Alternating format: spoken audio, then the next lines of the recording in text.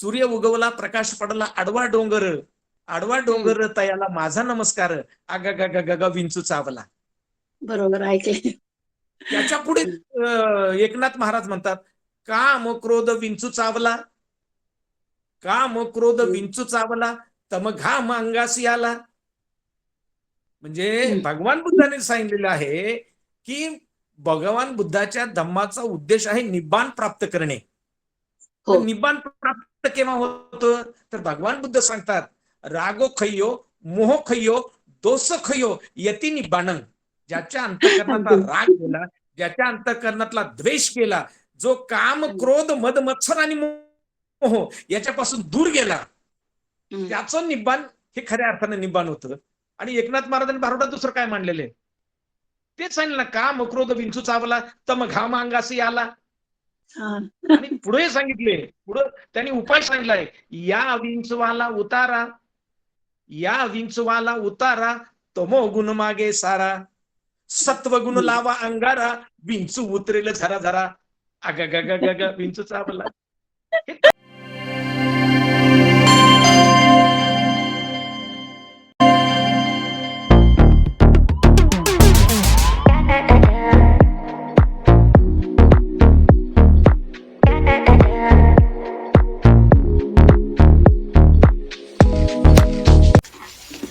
धन्यवाद आणि नमो बुद्धाय. जय भीम सगळ्यांना. संविधानाचा विजय असो आणि संविधानाप्रती आपली निष्ठा कायम असो अशी विनंती आणि अपेक्षा आपल्यापैकी प्रत्येकाकडे करून आज ज्यांचं श्रोत्यांचंही मी या ठिकाणी स्वागत करते. आणि सगळ्यांच्याच मनामध्ये अर्धी राहिलेली मुलाखत, की ज्या मुलाखतीतून आपल्याला आश्चर्याचे धक्के बसले आणि एका आश्चर्याच्या धक्क्यापेक्षा दुसरा अजून सखोल असा धक्का बसला. आणि एक मानवी जीवन म्हणून जर पाहिलं आपण तर किती कष्ट असतात. म्हणजे अन्न पाणी शिक्षण आरोग्य निवारा हे आपल्या मूलभूत गरजा आहेत. पण या मूलभूत गरजा भागवत असताना सुद्धा कमालीच्या कल्पनेच्या पलीकडच्या अडचणी कोणाला जर येऊ शकतात आणि त्या स्वतः दिवा बागुल सरांनी अनुभवलेल्या आहेत. याबद्दल या विषयीची माहिती आपण सगळ्यांनी घेतलेली आहे आणि आपल्यापैकी प्रत्येकाला उत्कंठ आहे की आपण कसे आमचे बागुल साहेब घडले, कसे काय घडले, असं दोन्ही अर्थाने आपल्याला प्रश्न पडतो. आणि या प्रश्नांची उत्तरे आदरणीय बागुल साहेब आपल्याला देणार आहेत. मी सगळ्यांना विनंती करेल की हा एक नुसता आपला संविधान विश्लेषणाचा एक प्रोग्राम नाही, तर हे एक सखोल उद्बोधन आहे, प्रबोधन आहे आणि त्याला सत्याची खूप मोठी जोड आहे. तर हे करत असताना सरांचं बालपण शिक्षण आणि पुढचं आयुष्य अनुभवत असताना जी सतर्कता त्यांनी वापरली आहे, जी जागृतता अवलंबलेली आहे आणि पदोपदी येणारे झालं थोडं शिक्षण, मिळाली नोकरी, बस झालं, अशा प्रकारचे जे काही प्रलोभन येतात त्या प्रलोभनांना ध्येयाशी जोडायचं आणि या प्रलोभनात मी अडकता कामा नये. आत्ता माझा तोटा झाला तरी चालेल पण पुढे माझा विजय होणार आहे, अशा प्रकारचा निर्धार आणि आत्मविश्वास श्रोत्यांच्या मनामध्ये जागा करण्याची ताकद आदरणीय बागुल साहेबांमध्ये आहे. त्यांचं आपल्या सगळ्यांच्या वतीने पुन्हा एकदा या ठिकाणी स्वागत करते.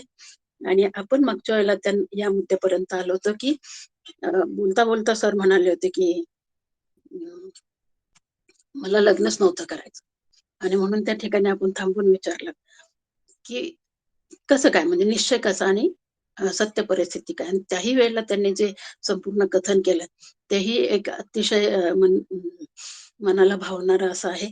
आणि मग आता याच्या पुढचं आयुष्याचं त्यांचं कसं की आफ्टर मॅरेज ते कोणत्या पद्धतीने कसं लग्न हा अडथळा ठरू नये हे त्यांची पहिल्याच पासून इच्छा होती.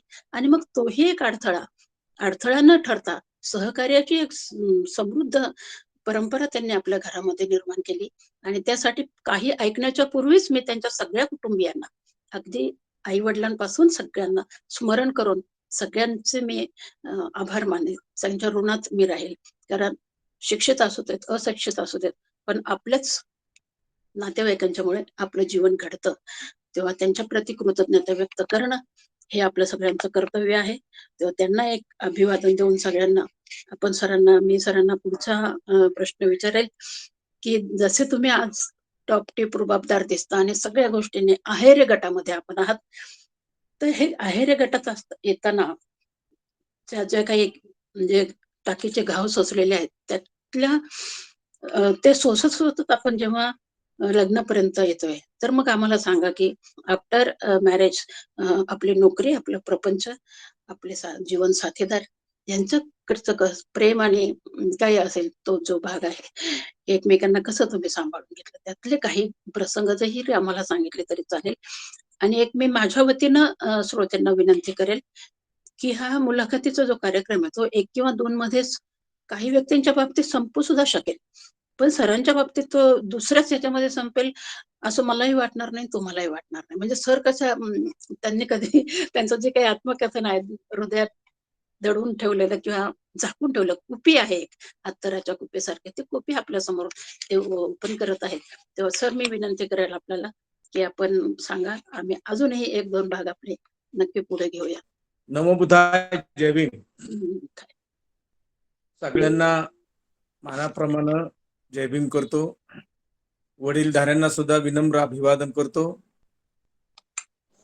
आणि बलिदान विशिष्ट समिती बहुजन हिताय बहुजन सुखाय या ज्या आपल्या या कार्यक्रमाचे जे संयोजक आहेत, या संयोजकांना मनापासून धन्यवाद देतो. विशेषतः मुकेश गायकवाड आणि शारदाताई, त्याचप्रमाणे इतरही सगळेच समितीचे सदस्य यांनाही वयोमानाप्रमाणे माझा जय भीम आहे. आणि काही गोष्टी ज्या राहिल्या होत्या त्या मी कथन करतोय. खरं तर पहिल्या पार्टमध्ये बऱ्याचशा गोष्टी मी सांगितलेल्या आहेत.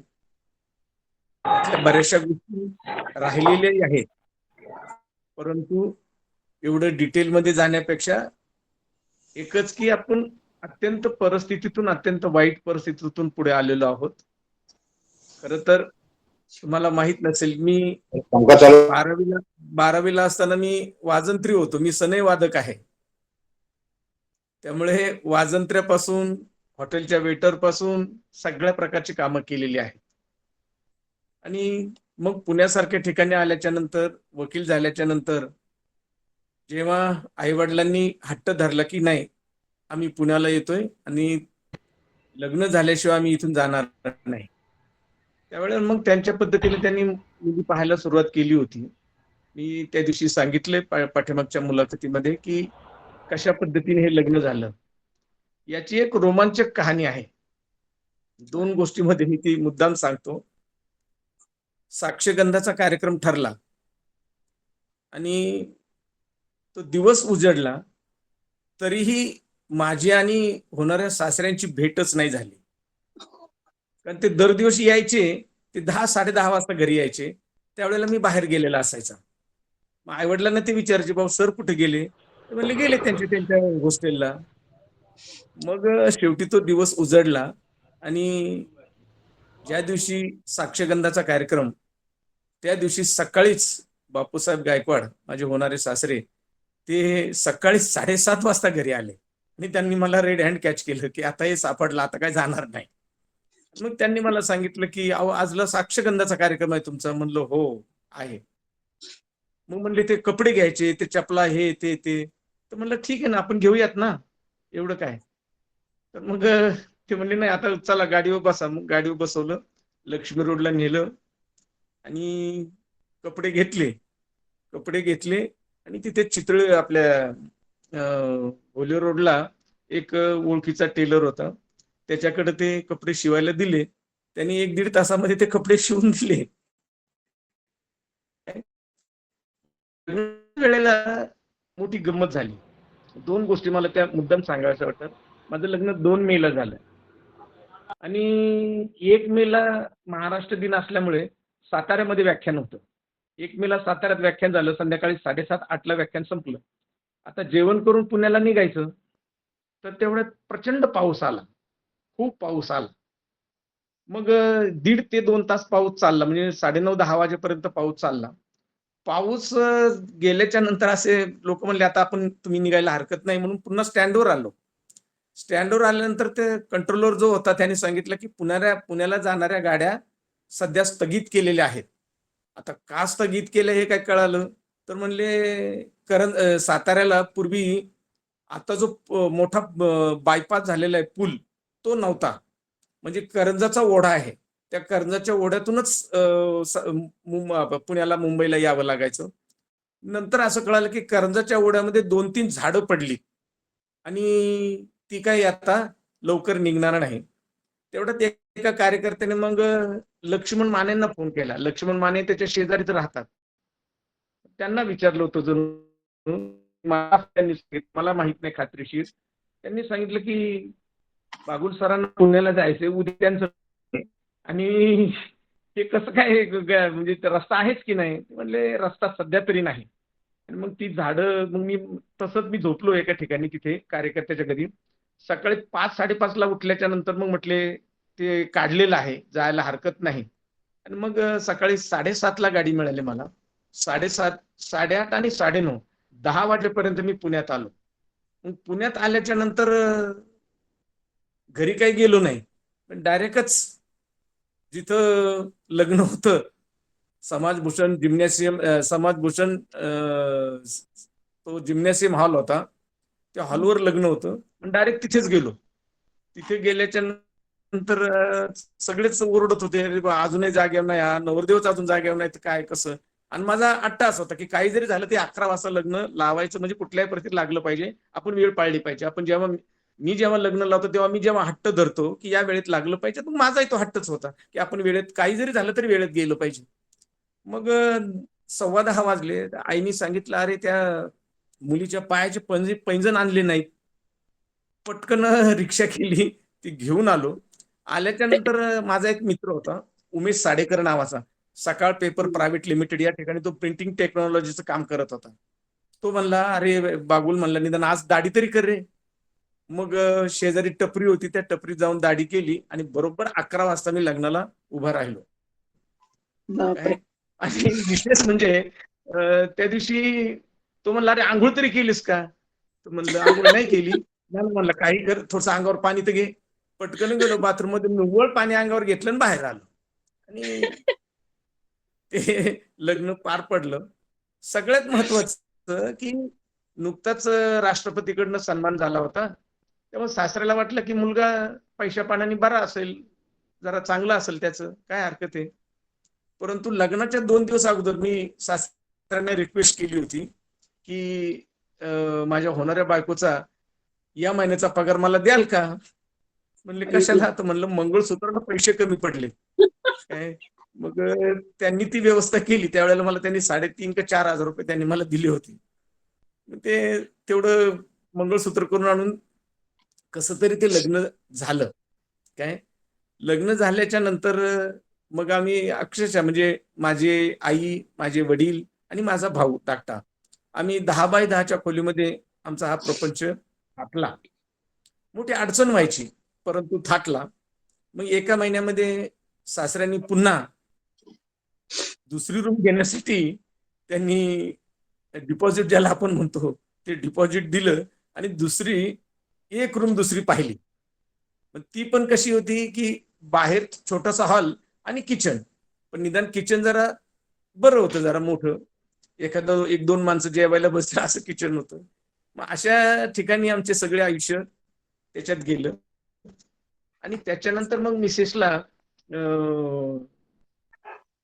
पगार त्या टायमाला पगार थोडाच होता. सेंट्रल गव्हर्नमेंट मध्ये जरी होती तरी पगार थोडा बराच होता. परंतु त्याच्यानंतर मग आम्ही पिंपरी चिंचवड शहरामध्ये वृंदावन सोसायटी म्हणून आहेत MIDCच्या इमारती होत्या आणि त्याच्यात शासनाच्या क्वार्टर्स होत्या. मग गव्हर्नमेंटच्या क्वार्टर्स मध्ये राहायला गेलो. आणि त्यावेळेला मग मी पहिल्यांदा नोकरीची सुरुवात पहिल्यांदा केली. याच्या अगोदर मी केसरीला काम केलं होतं. डॉक्टर शरदचंद्र गोखले यांच्या हाताखाली मी काम केलं होतं. कास्ट प्लॅन प्रोजेक्ट म्हणजे जी मुलं गरिबीमुळे शाळेत जाऊ शकत नाही ज्या मुलांना कपडे नाही अशा मुलांना ती संस्था कपडे पुरवायची आणि ते काम टेक्निकली असणारं ते काम माझ्याकडे होतं. त्याच्यामुळे त्या कास्ट प्लॅन प्रोजेक्टमुळे वाडी वस्ती हिंडायची वेळ आली. सगळ्या गोष्टी हिंडायची वेळ आली आणि गरिबी अजून पाहायला मिळेल की शहरात बाबासाहेबांनी सांगितलं द्या, परंतु शहरामध्ये सुद्धा काही काही लोकांची परिस्थिती अशा पद्धतीची आहे. आणि मग ती नोकरी करत असतानाच कालांतराने ती नोकरी सोडली आणि त्याच वेळेला नुकतेच प्रीत मंदिर म्हणून आहे. प्रीत मंदिर म्हणजे ज्या ठिकाणी लहान लहान बाळं असतात. मग अशा बाळांच्या संगोपनाचं काम मग त्या संस्थेमध्ये माझी मॅनेजर म्हणून नियुक्ती झाली. तर मॅनेजर म्हणून नियुक्ती होत असताना मला त्याच वेळेला त्यावेळेला ते सरदारजी त्याचे ते अध्यक्ष असायचे आणि त्यांच्या बायकोच्या नावाने त्यांनी ती संस्था काढली होती. तर ते मला ते कायम सांगायचे की आपल्या मुलांना मुलं कमी आहेत, कशी वाढवता येतील, मुलं कमी आहेत, कशी वाढवता येतील.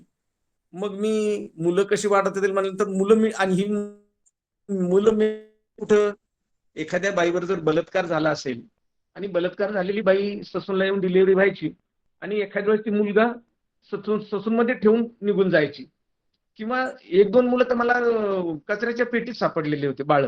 काय मग अशी बाळं मी जमा करून मग त्यांना त्या प्रीत मंदिरला आणून माझ्या अगोदर तिथे लोक काम करतच होते, पण मी गेल्याच्या नंतर मग खऱ्या अर्थानं जे काम करायचंय ते काम मी तिथं सुरू केलं. परंतु तिथे एक अडचण मला निर्माण झाली. वर्षाच्या शेवटी त्या संस्थेचं असेसमेंट करायचं असतं आणि असेसमेंट करण्याच्या वेळेला माझ्याकडे त्यावेळेला जिल्हा समाज कल्याण अधिकारी आले आणि जिल्हा समाज कल्याण अधिकारी आल्याच्या नंतर त्यांनी सांगितलं की संस्थेचं असेसमेंट करायचंय. असेसमेंट म्हणजे शासनानं दिलेले पैसे आणि तुम्ही खर्चलेले पैसे आणि पैसे उरलेत की नाही आणि उरले असेल तर ते किती किंवा उरले नाही तर किती तोटा आहे, अशा पद्धतीचं ते असेसमेंट म्हणतात त्याला. आणि समाज कल्याणचे त्यावेळेला लोक माझ्याकडे आले, चहापाणी झाला आणि मी त्यांच्या पुढे कर्मचाऱ्यांचं हजेरी रजिस्टर, मुलांचं हजेरी रजिस्टर, मुलांचं आरोग्याचं रजिस्टर, मुलांना जे काही लॅक्टोजन पावडर म्हणा, कपडे म्हणा, बाळवते म्हणा, त्यांचं दुपटं म्हणा, हे आणण्याचे जेवढे हे रजिस्टर त्यांच्या पुढे टाकलं आणि म्हणलं हे तपासा. तर त्यांनी ते रजिस्टर बाजूला ठेवले आणि त्यांचा जो दुसरा असिस्टंट होता त्यांनी सांगितलं की हे सगळं राहू द्यात बागुल सर, हे सगळं राहू द्यात, तर तुम्ही फक्त 5,000 रुपये द्या, हे सगळं असेसमेंट आम्ही करून घेतो. 5,000 रुपये द्या म्हटल्याच्या नंतर मोठा प्रश्न आला, ज्या लेकराला आईने टाकून दिले त्याच्या बापाचा पत्ता नाही, त्याला कोणीच नाही, त्याला नावही आम्हीच देतोय, त्याचे सगळे नावं आम्हीच टाकतोय आणि या मुलांसाठी कुठून पैसा देणार याला.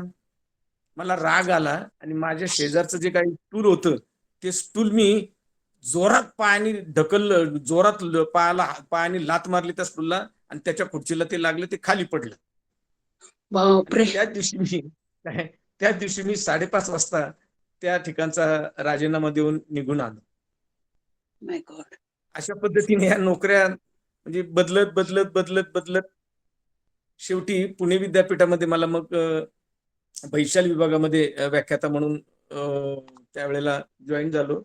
अल्पसं मानधन होतं, पण मिसेसचा पगार चांगला होता, त्याच्यामुळे माझा पगार माझ्या खर्चण्यासाठी आणि तिचं याच्यासाठी अशा पद्धतीनं हे आयुष्य आपलं लग्नाच्या नंतरचं गेलेलं आहे. आणि मिसेसने पण चांगलीच आपल्याला साथ दिली असेल, इकॉनॉमिकली तर दिली, पण हे सोशल वर्क करताना तुमचा आत्मविश्वास डळमळीत नाही होतील, कारण 5,000 रुपये त्या काळात अशा उत्तम कार्य करणाऱ्या संस्था तुमच्याकडनं मागणं म्हणजे हा लाच घेण्याचा सुद्धा अतिशय वाईट क्षण आहे असं. ते आवडलंच नाही मला. मी सगळ्या श्रोत्यांतर्फे आपल्याला सॅल्यूट करते. एकटे जरी असलात आणि बाकी कितीही अडचणी असू देत, पण आपला स्वाभिमान न विकता त्या लोकांना त्यांची जागा दाखवून दिलेली आहे.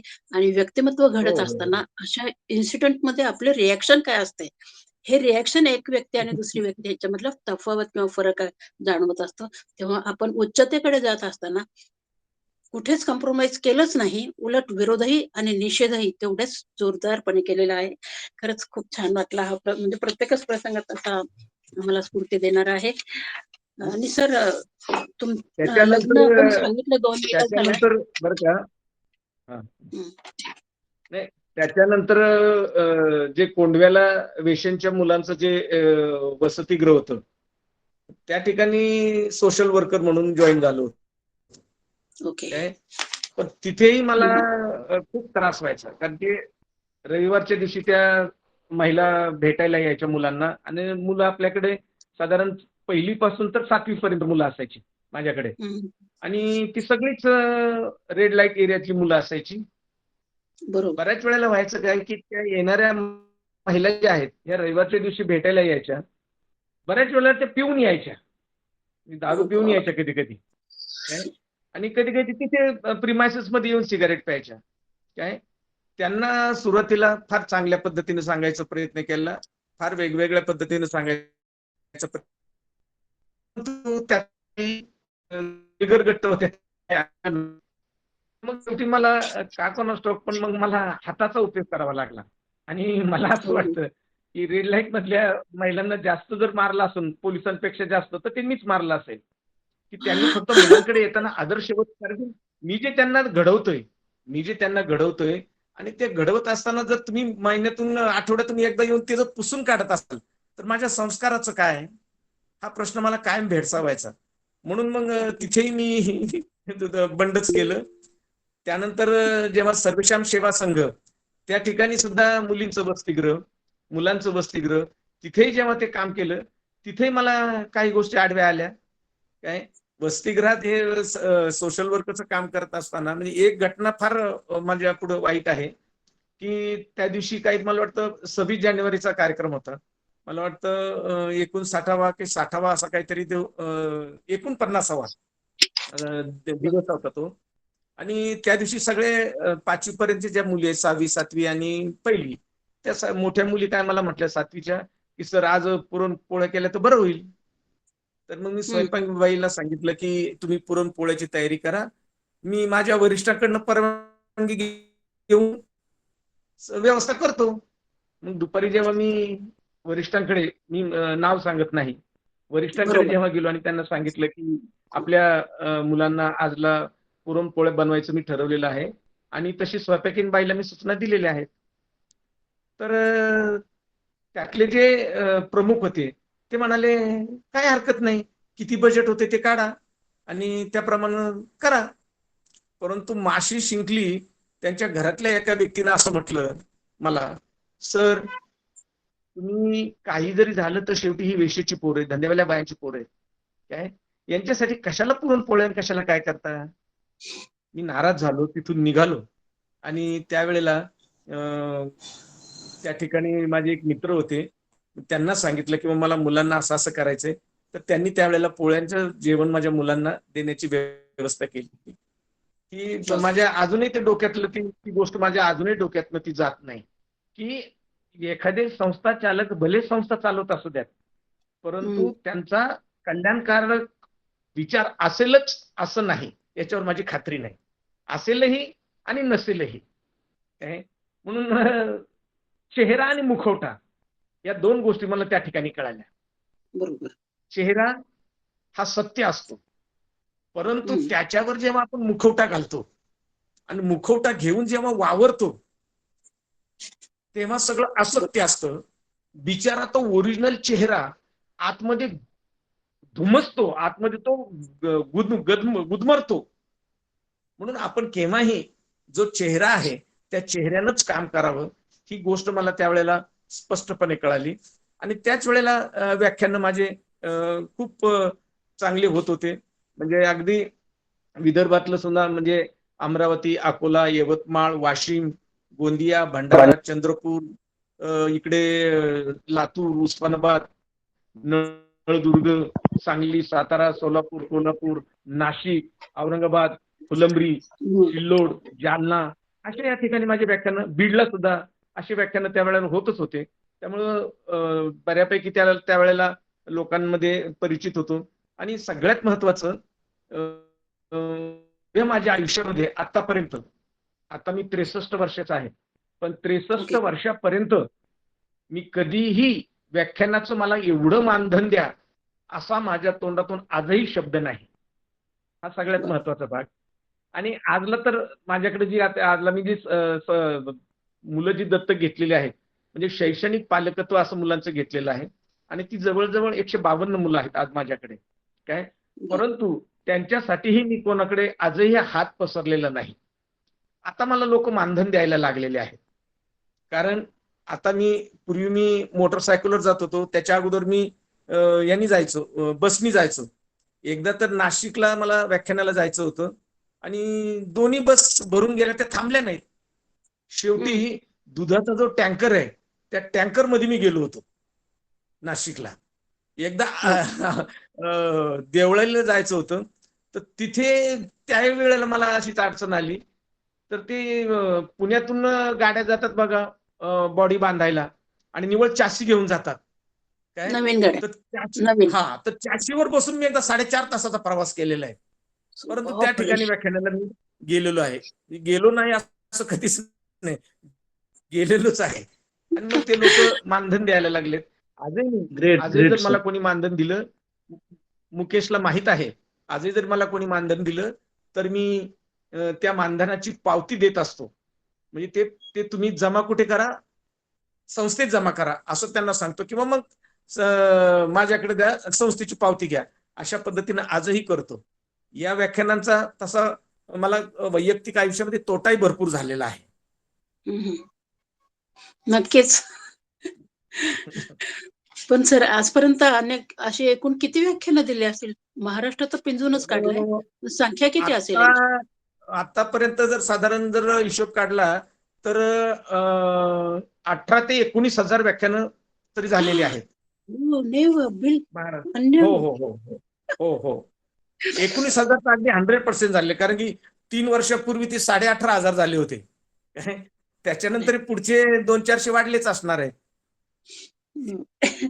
19,000 म्हणजे खरंच पराक्रम आहे हा. इतकी व्याख्यानं एका व्यक्तीनं वेगवेगळ्या ठिकाणी देणं, आणि ते सुद्धा मानधनाची अपेक्षाही न करता देणं, आणि आजही कधीही नाही, तोटा आला तरी आजही सुद्धा नाही, सहन करणं. आजही नाही. मुकेशला माहित आहे.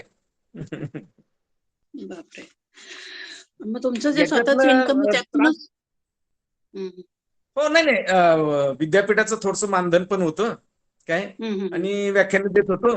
विशेषतः म्हणजे काउन्सिलिंग करत होतो. या सगळ्याच गोष्टी असल्यामुळं माझं उत्पन्न माझ्यापुरतं असायचं. मला जो काही खर्च लागतो महिन्याला, तेवढं माझं उत्पन्न 100% माझं होत होतं. आणि मग बाकीचं जर मनात कपडा लत्ता खाणं पिणं तर मग बायको सांभाळत होती. अगदी, अगदी. अ, आत्ताच्या चर्चेमध्ये आपण 2 गोष्टी हृदयाला भिडून जातील अशा आहेत. एक तर पुरणपोळी म्हटलं ना, की इतकं सगळ्यांना भारतात तर महाराष्ट्रात तर नक्कीच आवडतं. पण अशी पुरणपोळी 26 जानेवारी प्रजासत्ताकाच्या दिनाच्या दिवशी सुद्धा नाही द्यायची असे म्हणणारे त्यांचं अंतःकरण कसं आहे? आणि काही झालं तरी पुरणपोळी द्यायचीच मुलांना, हा तुमचा अट्टहास, हा आणखी एकदा पुन्हा तुमचा धाडसी स्वभाव आणि चांगल्यासाठी वाटेल ते करण्याची जी तयारी तुमच्याकडे आहे, तिचं आम्ही निश्चितपणे सर इथून पुढे सुद्धा आणखी जोमानं अवलंब त्याचा करू, असं श्रोत्यांच्या वतीने आम्ही व्यक्त करते मत. आणि 19,000 याचा सर तुम्ही रेकॉर्ड वगैरे ठेवलंय का 19,000चं वगैरे? नाही, की माझ्याकडे एखाद्याची साधारण पी-एच-डी होईल सर. अ, अ, कोणी पी-एच-डी करू शकतं सर याच्यावर. नाही, माझ्याकडे रेकॉर्ड जर म्हटलं तर साधारण 15-16 हजारापर्यंतच आहे. पण हो. त्याच्यानंतर मग काही ठेवली नाही. बरं. काही त्याची जर आहेत, हिस्ट्री लिहिली. काही हं, हं. हा हा. तर 19,000 म्हणजे एक नंबरचं व्याख्यान ते 19,000वं व्याख्यान. याच्यामध्ये पूर्ण इतिहास येतो, सामाजिक येतो, आर्थिक येतो, हो हो लोकांची हो प्रगती कशी, तर सगळं. त्याचं आपल्याला एक शोध निबंधासारखं करता येईल सर, विथ सपोर्ट, पुराव्यासह. मी एक क्लू देऊन हो ठेवते हो आपल्याला. हे याचं एकत्रीकरण आपण कुठेतरी करू. कारण एवढं काम कोणी करत नाही, आणि केलेल्या कामाची आपली दखल घेणे हे आपलं खूप महत्वाचं कर्तव्य आहे. कारण वा- ते जरी कोणी वाचलं तरी निगेटिव्ह माइंडची लोकं आहेत समाजामध्ये. याच्यावर तुमच्याकडे पाहिल्यावर मी सुद्धा आता 72 वर्ष चालू आहे माझं. परंतु मला अशी विरोध करणारे किंवा इतके नीच लेव्हलची माणसांचा मला अ, खरंच संपर्क आलेला नाही. त्यामुळे नाही, तुम्ही माझा आला, त्यांच्यामध्ये माझा जाऊन आला, सुद्धा. हो बाप! म्हणजे माझा अनुभव संपर्क आला. आला.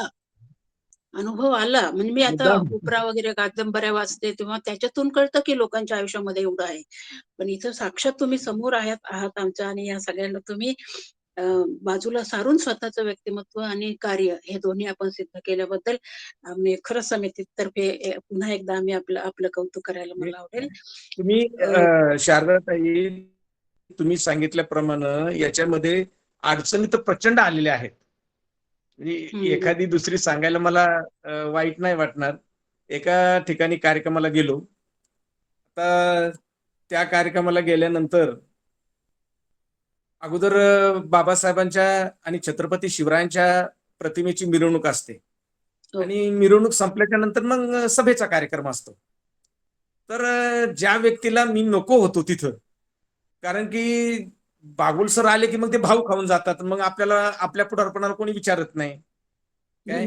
मग त्याग्रस्तानं काय केलं की व्याख्यान लांबेल अशी व्यवस्था त्यांनी केली.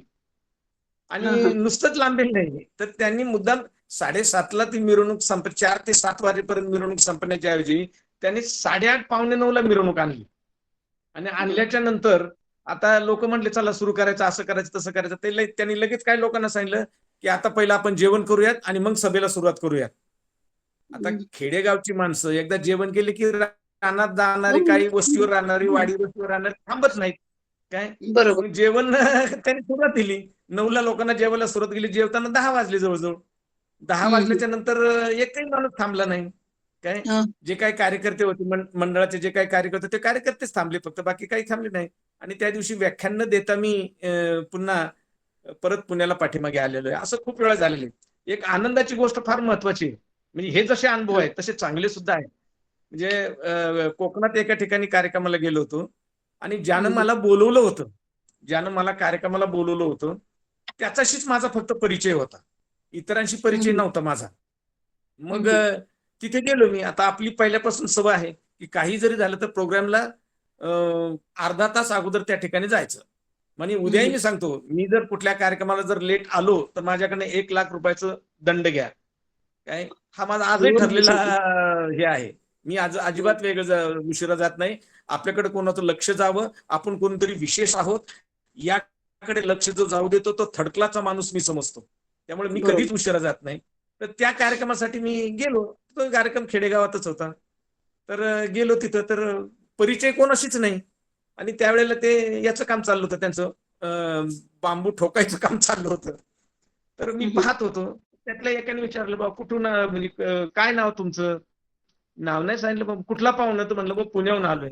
म्हणले काय विशेष. काय नाही म्हणलं, आज इथं कार्यक्रम आहे आणि त्या कार्यक्रमाच्या निमित्तानं मी आलोय. हा म्हणले आमच्याकडे आज ते प्राध्यापक बागुल सर म्हणून आहेत पुण्याहून, ते येणार आहेत आणि त्यांचा कार्यक्रम आहे आज. आम्ही सगळेजण ती तयारी करतोय. म्हणले अरे वा. तोपर्यंत मी काही एक्सपोज केलं नाही. आणि मग इतकंच नाही तर त्याचा एक बांबू लावायचा चुकला होता काय.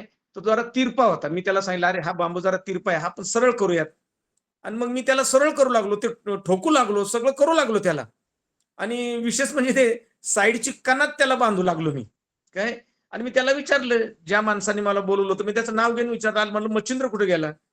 तर तो म्हणला तो मोठ्या गावाला गेलेला आहे फुलं आणायला आणि हार तुरे ते सगळं आणायला. इथं काय खेडेगावात नाही येते, मग आम्हाला तालुक्याच्या गावात जाऊनच आणावं लागतं, तो तिकडे गेलेला आहे. म्हणलं बर बर बर. आणि नंतर स्पीकर सुरू झाला. स्पीकर सुरू झाला, मग अनाउन्समेंट सुरू झाली की या ठिकाणी प्राध्यापक बागुल सर येणार आहेत आणि कार्यक्रमाला असं असं आहे तसं तसं. तो त्याच्या पद्धतीनं तो अनाउन्सिंग करत होता. तोपर्यंत मी आसपासच्या लोकांनी सगळे जमले माझ्याजवळ. त्यांनी मला एकाने चहा दिला, मी चहा पिलो, सगळं झालं. आणि त्याच्यानंतर साधारण 1 तासानं त्या गावात ती एसटी आली आणि एसटीतून तो मला ओळखणारा माणूस तो उतरला. उतरल्यानंतर मला जीवात जीव आला, बाबा हा कार्यक्रम हाच आहे आणि मी इथंच आलोय आणि हा माणूस आता आला. आता जीवात जीव आला, आता आपल्याला निदान स्थैर्य तरी मिळेल. मग तो आला. आल्याबरोबर मी त्याला म्हणलं आता काहीच बोलू नकोस तू, कार्यक्रम सुरू करायचं काम करा. मग त्यांनी कार्यक्रम सुरू करायचं काम केलं. मी बसलो होतो साईडला. मग त्यांनी हे केलं, डिक्लेअर केलं की या ठिकाणी आज प्राध्यापक दिवा बागुल आलेले आहेत आणि त्यांचा आता कार्यक्रम सुरू होईल. मी त्यांना विनंती करतो की आजची वंदना सुद्धा, पूजापाठ सुद्धा त्यांनीच घ्यावा. आणि मग मी माणसातून उठलो आणि पुढे आलो. पुढे आल्याच्या नंतर ती जी लोक होती ज्यांना मी बांबू ठोकू लागलो, त्याला ते सगळ्यांना वाईट वाटलं. आणि त्यातला एक जण येऊन पाया पडला, मला माफ करा म्हणलं, मी तुम्हाला ते तुमच्या हातात पहार देऊन तुम्हाला खड्डा खोदायला लावला. अरे नाही म्हटलं, हे बाबासाहेबांचं काम आहे. हे मी इथे असू नाही तर कोणी असू, पण हे करणं गरजेचं आहे. आपण प्रत्येकानंच ते करणं गरजेचं आहे. आणि मग त्याच्यानंतर चांगले 1-1.5 तास, 1.5-2 तास व्याख्यान दिलं. आणि व्याख्यानाच्या नंतर जेव्हा तिथं एक गायक आला होता, त्याच भागातला गायक होता, त्यांनी जवळजवळ निम्म्याच्या पुढे व्याख्यान ऐकलं होतं.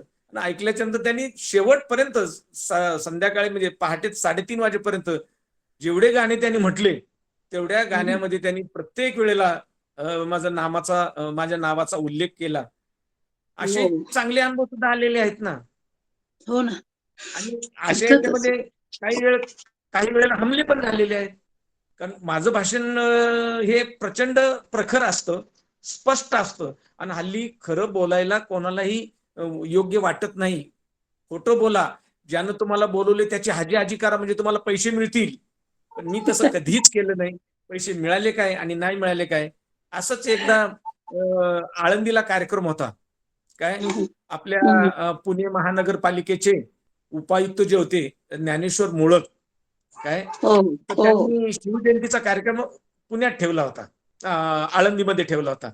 आणि त्यांची मिसेस शैलजाताई मोळक, दोघे हम्म. अत्यंत काम करणारी माणसं, त्यांनी तो कार्यक्रम ठेवला होता. मग त्या ठिकाणी शिवजयंतीवर व्याख्यान झालं. ही गोष्ट आहे 96-97ची काय ओके. व्याख्यान झालं. आणि त्यावेळेला माझ्याकडे एक जुनी गाडी होती, लुना टाईप होती ती, अवंती म्हणून काय. हो हो. मग 11 वाजता कार्यक्रम संपला. त्यांनी मला थोडंसं जेवण दिलं आणि मी निघालो. निघाल्याच्या नंतर पुढे आळंदी सोडली आणि आळंदी सोडल्याच्या नंतर तुम्ही बघा पुढे त्या टायमाला सगळा अंधार असायचा. तो घाटबीट सगळा, थोरल्या पादुका जवळचा घाटबीट सगळा अंधार असायचा. अगदी मग अगदी. तिथून गाडी पुढे आली. पुढे आल्याच्या नंतर 2-3 लोक आडवी झाली. काय आडवी झाली, गाडी थांबवली आणि त्यानं एकानं सज्जड दम दिला. काय की अशा पद्धतीचा शिवराय कधीही मांडायचा नाही. जर मांडलाच तर त्या ठिकाणी आता तरी तू इथे आहेस, पण त्या ठिकाणी येऊन तुझी जीभ छाटली जाईल, हे लक्षात घे. अजिबात अशा पद्धतीचा शिवराय मांडायचा नाही. काय मग त्यांनी जो काही ज्याला जास्त राग आला होता त्यांनी मागं पुढं पाहिलं नाही, 2-4 तोंडात त्यांनी दिल्या दना. काय तसाच उठलो. गाडी परत गाडी चालू व्हायना. मग गाडी चालू व्हायना, ती लोटत लोटत घाट चढून वरती आलो. थोरल्या पादुकाच्या जवळ आल्याच्या नंतर थोडासा जीव आला की आता मी निदान तिथून बाजूला आलो. आणि त्याच्यानंतर मला वाटतं 12:30-1ला मी त्या दिवशी घरी पोहोचलो. असे अनुभव आलेले आहेत मला, चांगले अनुभव सुद्धा आलेले आहेत. आणि हे जे करायचं काम आहे तर हे चांगलं बोलणं त्यांना आवडतं अशातला काय भाग नाही. न बरोबर. आवडणारे लोकही तेवढेच आहेत आणि आवडणारे लोकही तेवढेच आहेत. बरोबर. आणि त्यांचं सगळं स्वभावाने हे सगळं लक्षात घेऊनही आपली स्वतःचं ध्येय आपण सोडलेलं नाही आणि त्यामुळे एवढं हो मोठं हो कार्य हो. आपण केलेलं आहे. खरंच आम्ही सॅल्यूट करतो आपल्याला. आणि धन्यवाद. ते पण मी ऐकलं होतं, की आपण व्याख्यानामध्ये खूप परखडपणे बोलता आणि सत्य जे आहे ते अभ्यासाशिवाय निश्चितपणे सगळ्या लोकांपर्यंत येणार नाही. आणि तो परखडपणा आता म्हणजे मी विचारणार होते त्याच्यावर, की परखड असतात म्हणजे काय? तर तुम्ही आता सगळ्या उदाहरणांवरून ते स्पष्ट केलंय. अभ्यास, सातत्य आणि सत्य या सगळ्या नाही गुणांचा या आपल्यामध्ये बरं का समावेश आहे. ताई, हं, या गोष्टी ज्या आहेत काय स्पष्टपणे बोलण्याच्या, या हं. खऱ्या तर आंबेडकर वादातून शिकायला मिळालेल्या आहेत. बाबासाहेबांच्या अगदी, चरित्रातून शिकायला मिळालेल्या आहेत. की अगदी. जर तुमच्याकडे सत्य असेल, तुमचा जर अभ्यास असेल आणि तुम्ही जर तेवढ्या ताकदीने ते मांडू शकत असेल तर तुम्ही हं, कोणालाही हं, न हं. घाबरता सत्य मांडण्याचा प्रयत्न करा. हे मला हे बुद्धाने शिकवलेलं आहे, हे बाबासाहेबांनी शिकवलेलं आहे. त्याच्यामुळे आपण अगदी. काही जरी झालं तरी सत्य मांडायचा प्रयत्नच करायचा. कोणाला काय वाटेल हा फार वेगळा भाग आहे. तुम्हाला बरोबर. माहित असेल की बाबासाहेबांच्याकडे एकदा वर्गणी मागायला, गणपतीची वर्गणी मागायला लोक आली होती. काय हां, हां. त्यावेळेला त्यांनी वर्गणी मागणाऱ्यांनी बाबासाहेबांना सांगितलं की तुम्ही वर्गणी दिली पाहिजे. बाबासाहेब म्हणले, किती वर्गणी?" नाही म्हणले, "आता बाकीचे एक एक आणा देतात, 2-2 आणे देतात. तुम्ही जरा जास्त दिले पाहिजे बुवा." तर बाबासाहेब म्हणले, हं, "ठीक हं. आहे, मी जास्त देतो. फक्त माझी एक हं, अट आहे. एक हं. अट अशी आहे की पहिल्या दिवशी किंवा शेवटच्या दिवशी जी गणपतीची पूजा होते, ती पूजा बाकी अस्पृश्य माणसाच्या हातून करायची." काय वाह! वाह! तर ते म्हणले, "नाही असं नाही चालणार." नाही म्हणले, "जर तुमच्या गणपती जर अस्पृश्य माणूस चालत नसेल तर मग माझे पैसे कसं काय चालेल तुम्हाला? मी नाही देणार." हा जो बाणा आहे बाबासाहेबांचा, हा आपल्या बरोबर. नसात भिनलेला आहे.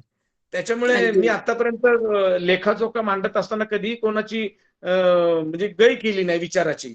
कोणी माझ्या पुढे मला मानणारा माणूस असू द्यात, माझे ज्येष्ठ असू द्यात, पण सत्य मांडताना मी ते ताकदीपूर्वकच मांडलेलं आहे आणि सत्य मांडताना कोणाचाही मुलाहिजा बाळगलेला नाही.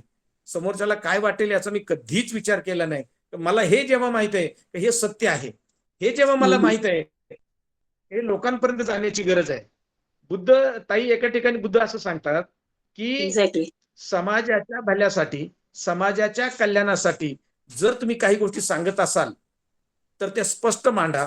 भलेही भलेही तुम्हाला विरोध होऊ द्यात, भलेही करेक्ट. त्या लोकांनी तुमचा राग येऊ द्यात, पण तुम्हाला जेव्हा हे कळतंय की याच्यामध्ये समाजाचं कल्याण आहे, मग तुम्ही बोलत राहा. हा जो बरोबर. बुद्धाचा संदेश आहे, हा जो बाबासाहेबांचा संदेश आहे, हे अगदी ओतप्रोत भरलेले आहे आपल्या डोक्यामध्ये. त्याच्यामुळे आतापर्यंत किती 2-3 वेळा मला या बाबासाहेबांच्या म्हणजे विरोधातली लोक किंवा विचार म्हणजे समतेच्या विरुद्ध असणारे लोक, विषमतेच्या लोकांनी खूप त्रास हो, दिलेला हो. आहे मला. आजही त्रासच आहे मला. बरोबर. 2017ला 9 फेब्रुवारी 2017ला शेवटी जेव्हा माझी बातमी पहिली सम्राटला आली, त्यावेळेला बातमी आल्याबरोबर 9:30-10ला मला मारायला शिव्या द्यायला सुरुवात झाली होती फोनवरती. धमकीचे आले होते. मग ते याला केलं, पोलीस स्टेशनला गेलं. आतापर्यंत मग ते 2-3 वेळा पोलीस स्टेशनला गेलं. मग पोलिसांनी त्या नंबरची चौकशी केली. मग तो ज्याच्याहून मला धमकी येत होत्या, मग तो धमकीचा फोन सुद्धा तो बंद होता. मग त्याच्यानंतर मग पोलिसांचं संरक्षण आलं. त्याच्यानंतर पोलिसांनी एकाने सुचवलं मला की तुम्ही रिव्हॉल्व्हरसाठी अर्ज करा. मग तो अर्ज केला. 2 वर्ष तो अर्ज माझा त्यांच्या राहिला. आणि शेवटी आपल्या पुण्याच्या आयुक्त जेव्हा त्या आल्या, रश्मी शुक्ला, हो, काय हो. मग हो, हो. त्यांच्या कालखंडामध्ये माझा अर्ज पूर्णतः नाकारला आणि मला बापरे! शस्त्र नाही दिलं गेलं. तर त्यांच्या मनामध्ये आज सर हीच भीती जी आपण म्हणतो की सबकॉन्शियस माइंड मध्ये असते, की जरी मी शिकलो, जरी माझा पहिला नंबर आला, जरी टक्के पडले, तरी ज्या वेळेला उत्तम संधी प्राप्त होण्याची शक्यता असते, त्यावेळेला आपल्याला ॲज अ बॅकवर्ड क्लासचे म्हणून आपल्याला घेतीलच का? घेतील का? असे खूप मोठी नाही, म्हणजे जरी आपण पण खूप अभ्यास केला तर ती भीती आहे याचा आपल्याला. याचा दुसराही फायदा मला असा झाला की जेव्हा बाबासाहेबांचं म्हणणं होतं की तुमचा धर्म चांगला आहे, परंतु इतर धर्माचा तुम्ही अभ्यास केला पाहिजे ना. म्हणून हो, मी हो. इतर म्हटलं. धर्माचा अभ्यास करत असताना जेव्हा मुख्य म्हणजे मी संत साहित्याचा अभ्यास केला जास्त. करेक्ट. तर अगदी नामदेवापासून, ज्ञानेश्वरापासून, तुकोबापर्यंत, तर अगदी गाडगे बाबापर्यंत म्हणजे सगळ्या संतांचा जेव्हा मी अभ्यास केला, तेव्हा मला हं. हे जाणवलं की 2500 वर्षापूर्वी तथागत भगवान बुद्धाने या देशामध्ये जी संयुस्नीतीची भावना निर्माण केली होती, कल्याणाची भावना निर्माण केली होती, सार्वजनिक कल्याणाचा विचार त्यांनी मांडला होता.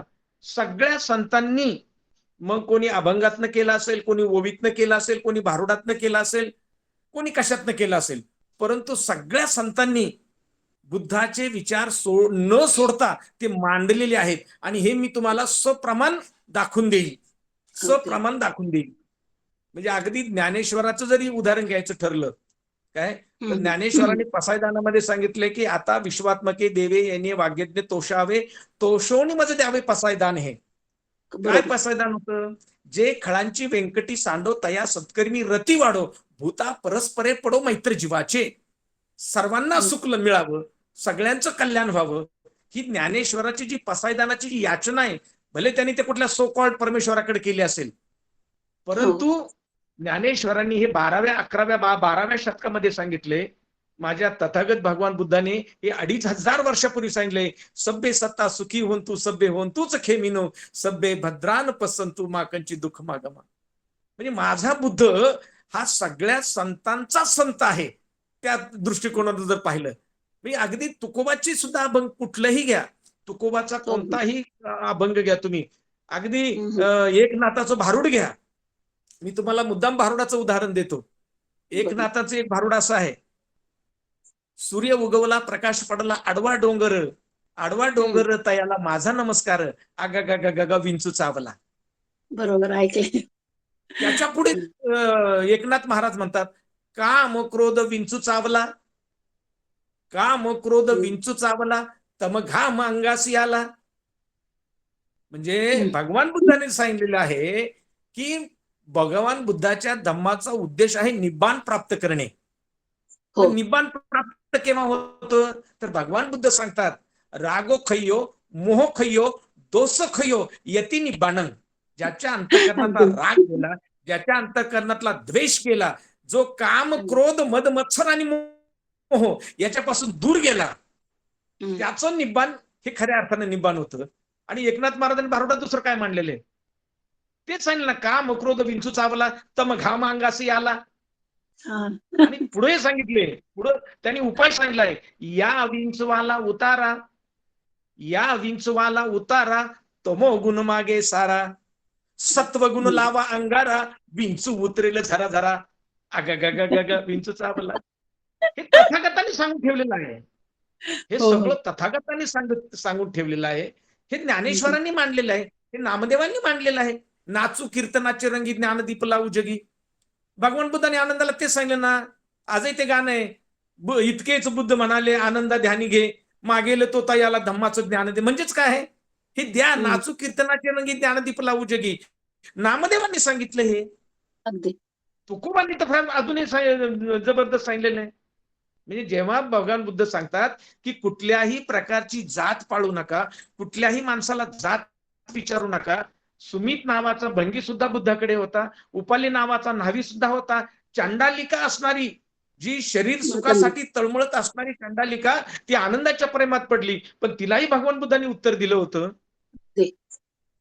बोधिसत्व संत तुकाराम सांगतात, विष्णुमय जग वैष्णवाचा धर्म, भेदाभेद भ्रम अमंगळ. भेदाभेद पाळणं हे अमंगळ आहे. म्हणजे बघा तुकोबा किती स्पष्टपणे सांगतायत तुकोबा. हो ना. नामदेवांनी ते सांगितलं, तुकोबांनी ते सांगितलं. मी तुम्हाला कितीतरी उदाहरण देऊ शकेल की संतांनी आणि बुद्धांनी, म्हणजे जे संतांनी जे उदाहरणं दिलेली आहेत, ही सगळी भगवान बुद्धाच्या 84,000 गाथामधून ही सगळी उत्तर त्यावेळेला भगवान बुद्धांनी दिलेली आहेत. म्हणून मला बुद्ध नेमका श्रेष्ठ वाटतो. म्हणून मी कुठल्याही संतांचा आदरच केलेला आहे, अनादर केला नाही. एकच आहे तर त्याच्यातून काय घ्यायचं हे मी ठरवलेलं आहे. तुम्ही बघा, बाबासाहेबांनी ज्योतिबा फुल्यांना गुरु मानलं, सगळ्यांना माहिती आहे. बाबासाहेबांनी गुरु मानलं, पण बाबासाहेबांनी त्यांचा सत्यशोधक समाजाचा विचार जो आहे हा नाही घेतला बाबासाहेबांनी, त्याच्याऐवजी बुद्ध घेतला बाबासाहेबांनी. हे आपल्याला समजलं पाहिजे. बाबासाहेबांनी कबीराला घेतलं, पण कबीरांचं काय घेतलं, जातीनं पुछो साधो की पुचली जे ज्ञान, मोल करो तलवार का पडे रहने दो मॅन. कबीरांचं हे घेतलं, पण कबीरांचा राम नाही घेतला त्यांनी. आपल्याला हे असं जर संतांचा विचार पाहिला ना, तर बाबासाहेबांनी नेमकं का स्वीकारलं, बुद्धाला का स्वीकारलं? बुद्ध बाबासाहेबांनी नखशिकांत स्वीकारला. भगवान बुद्ध बाबासाहेबांनी नखशिकांत स्वीकारला, कारण तथागतांचा कुठलाही शब्द, कुठलाही विचार हा केवळ आणि केवळ समाजाच्या कल्याणासाठी आहे, समाजाच्या भल्यासाठी आहे, आणि समाजाला उत्थान अवस्थेमध्ये आणण्यासाठी तथागतांचा विचार आहे. आणि म्हणून हे तथागतांचे जे विचार आहेत हे सगळीकडे या सगळ्या संतांनी सांगितलेले आहेत, अशी माझी धारणा आहे. अगदी बरोबर सर. खूपच अभ्यासपूर्ण आपलं संपूर्ण लाईफ मध्ये आपण सगळ्या दृष्टिकोनातून ज्ञान वेचत गेलेले आहात. आणि सहजपणे आम्ही शिक्षक लोक विद्यार्थ्यांना म्हणतो की अरे वाचा वाचा, वाचल तर वाचाल, वाचाल तर वाचाल. मग त्यांना मला तुमचं उदाहरण द्यायला आवडेल की वाचल्यावर किती वाचतो माणूस आणि कुठल्या कुठे जातो. तर या उक्ती ज्या आहेत बाबासाहेबांनी जो संदेश दिलेला आहे ना, बरं का, बाबासाहेबांनी एक जो संदेश दिलेला आहे का, तुमच्या हातात जे पडेल तेव्हा पुस्तक जुनं आहे की नवं याचा विचार न करता, कारण तुमच्या हातात जेव्हा पडेल तेव्हा ते नवच आहे. बरोबर. प्रत्येक पुस्तकाचा, प्रत्येक ग्रंथांचा तुम्ही अभ्यासच करा, त्याच्यातून तुम्हाला प्लस कळेल, मायनस कळेल, त्याच्यातून तुम्हाला निगेटिव्ह कळेल, त्याच्यातून तुम्हाला पॉझिटिव्ह कळेल. तुम्हाला चिंतन करण्याची संधी देतंय पुस्तक. म्हणून काहीही जरी झालं तर तुमचा एवढा सुद्धा वेळ वायाला न घालवता तुम्ही दररोज किमान 2 ते 3 पानं कुठलेही वाचा, पण ते वाचलेच पाहिजे. त्याशिवाय आपल्याला हे प्राप्त नाही होणार ना. बाबासाहेबांना आपल्याला तुलना नाही करता यायची कोणाची. तुम्हाला हे आठवत असेल, बाबासाहेब एका संसदेमध्ये, भर सभेमध्ये संसदेत बनले होते बाबासाहेब, की मी पराकोटीचा शिलवान आहे याचा मला अभिमान आहे. याचा अर्थ बाकीच्यांनी तुम्ही तुमचं पहा, शिलवान आहात का नाही तुम्ही, पण मी बुद्धाचा उपासक आहे. मी शिलवान आहे. मी हे सुद्धा छातीटोकपणे केवळ बाबासाहेबच सांगू शकतात. अगदी इतर कोणीही सांगू शकणार नाही. शिलवान असतील मला तर कोणावर सांगतील. नाही, मला कोणावर वैयक्तिक कोणावरतीच आरोप करायचा नाही. परंतु नाही नाही बाबासाहेब फॅक्ट. शिलवान होते, चारित्र्यवान होते, बुद्धिवान होते आणि तुलनात्मक अभ्यास करायला ते जगात नंबर 1 चे होते. या 2-3 गोष्टी मला बाबासाहेबांच्या माझ्या अंतःकरणाला त्या प्रचंड झोंबलेल्या आहेत. त्याच्यामुळे माझं आयुष्य त्यांच्याशीच आहे. त्यांचा विचार पोहोचवणे हे माझ्या आयुष्याचं अंतिम लक्ष्य आहे. मी त्याच्यात मरण आलं तरी चालेल. त्याला काय तरी. इथे एक श्रोत्यांसाठी मी श्रोत्यांशी संवाद सांगू इच्छिते. अ, कार्यक्रमाच्या शेवटी काही बोलण्याऐवजी सरांनी आता खूप मौलिक अशी माहिती दिलेली आहे, की रोज 2 तास जरी आपल्याला मिळाले किंवा 2 मिनिट जरी मिळाले, तर या मिनिटांचा उपयोग कसा करायचा? तर काहीतरी वाचण्यासाठी करायचा. आणि संविधान विश्लेषण समितीवर स्वतः आज बागुल साहेब आहेत. त्यांची आंतरिक इच्छा हीच आहे, की प्रत्येकानं जे हातात पडेल ते वाचलंच पाहिजे. कारण वाचनातून आता सरांनी सांगितल्याप्रमाणे चांगल्या प्रकारचा जो पॅसेज असेल, तर पॉझिटिव्ह स्वरूपाचं, सकारात्मक स्वरूपाचं आपल्याला काही नॉलेज मिळेल आणि त्याच ठिकाणी एखादा चोर आहे, की मी चोर कसा झालो आणि मी पोलिसांना कसं चकवलं वगैरे अशा प्रकारचा जरी मुद्दा किंवा मसुदा तो असेल, तरी सुद्धा आपल्याला कळेल, की ही व्यक्ती चोरी का केली हिने? मग हे निगेटिव्ह वर्क त्याने का केलेलं आहे? याचा बोध आपल्याला होईल. म्हणजेच कोणतंही वाचन हे आपल्याला शिकवणारच असतं आणि म्हणून बरोबर. सगळ्यांनी निश्चितपणे रोज थोडंसं वाचावं. भगवान बुद्धाने जे धम्मपद आहे, छोटासा ग्रंथ आहे बाबासाहेब म्हणजे धम्मपदाचा. तर त्या धम्मपदाच्या पहिल्या गाथेमध्ये भगवान बुद्ध असं म्हणतात, मनो पुबगम्मा धम्मा मनोसेठा मनोमया मनसाच पदुठ्ठेन भासतीवा करोतीवा ततन्न दुःखम मनवेती चक्क वहतम पदम. भगवान बुद्ध असं म्हणतात की तुमच्या मनाला, तुमच्या अंतःकरणामध्ये जर तुम्ही चांगला विचार आणला तर निश्चितपणे तुमच्या हातून चांगलं कार्य होतं. पण त्या मनामध्ये गढूळपणा कधी नसावा. आणि जर समजा तुमच्या अंतःकरणामध्ये वाईट विचार आला, की उद्याला मला त्याला मारल्याशिवाय मी राहणार नाही, उद्याला त्याला माणसात बोलल्याशिवाय राहणार नाही, त्यावेळेला तुमचं मन वाईटाकडे जातं. आणि वाईटाकडे गेलेलं मन, भगवान बुद्ध असं म्हणतात, की त्याचं फळ तुम्हाला त्वरित मिळतं. म्हणजे हं, हं. दुःख लगेच तुमच्या पाठीमागे लागतं. जसं की बैलगाडीची चाकं बैलांच्या पावलांचा जसा पाठलाग करतात, पण त्यांना ते मिळत नाहीत बैलांचे पाऊल, हं. तसं दुःख तुमचा पाठलाग करतं. आणि त्यासाठी भगवान बुद्ध म्हणतात, अकोचिमम आवधिमम आजिनिमे तेसम उपनयंती वेर तेसन न संमती. त्यानं मला मारलं, त्यानं माझा अपमान केला, त्यानं मला शिव्या दिल्या, त्यानं मला माणसातून उठवलं, असं ज्यांच्या अंतःकरणात राहतं कायम, हं, हं. हं, भगवान हं. बुद्ध म्हणतात त्याच्या अंतःकरणातलं वैर कधीही मिटत नाही. त्यामुळे ते वैर मिटवण्यासाठी पहिलं चांगला विचार आपल्या अंतःकरणात आला पाहिजे. आणि या सगळ्या गोष्टी ज्या आहेत, त्यांनी असं केलं, त्यांनी तसं केलं, हे सोडूनच दिलं पाहिजे. हे जर सोडलं नाही तर तुम्ही स्वतःच त्याच्यामध्ये जास्त गुरफटून जाईल. गोंधळात आहेत ना, त्याच्यामुळे तुम्हाला प्रगती करता येत नाही ना.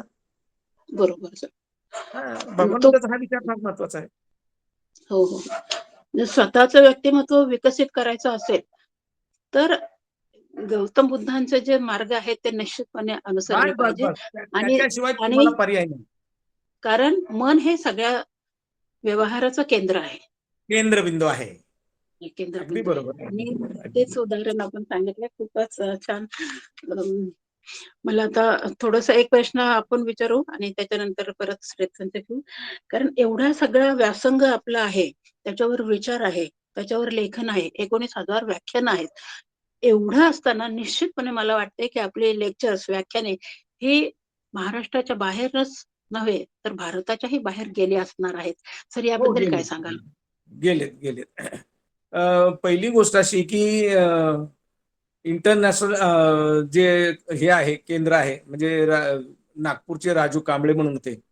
आंबेडकर ओके. इंटरनॅशनल संस्था म्हणून, इन्स्टिट्यूट म्हणून आहे काय. हो. तर त्यांनी एकदा आंतरराष्ट्रीय स्तरावर त्यांनी पहिली कार्यक्रमाची निर्मिती केली होती, ती नगर आपल्याला नागपूरला. हां, नागपूरला हां. त्यांनी केली होती.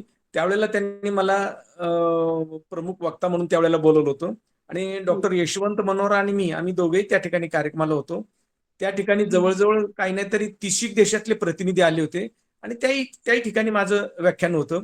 आणि ते व्याख्यान थोडंसं विशेष होतं की दीक्षाभूमीने भारतीय समाजाला काय दिले याच्यावर माझा शोध निबंध होता. आणि त्या ठिकाणी जे व्याख्यान झाल्याच्या नंतर त्यांनी तो शोध निबंध आंतरराष्ट्रीय लेवलला जो काही ग्रंथ निघालेला आहे त्या ग्रंथामध्ये त्यांनी ते प्रकाशित केलं. तो ग्रंथ जेव्हा इतर देशांमध्ये गेला काय तर मग तिथल्या काही देशांनी मला पुन्हा बोलवलं. म्हणजे आंबेडकरवादी साहित्य संमेलन जेव्हा थायलंडमध्ये भरलं तिथेही साधारण 20-22 देशाचे प्रतिनिधी आले होते काय.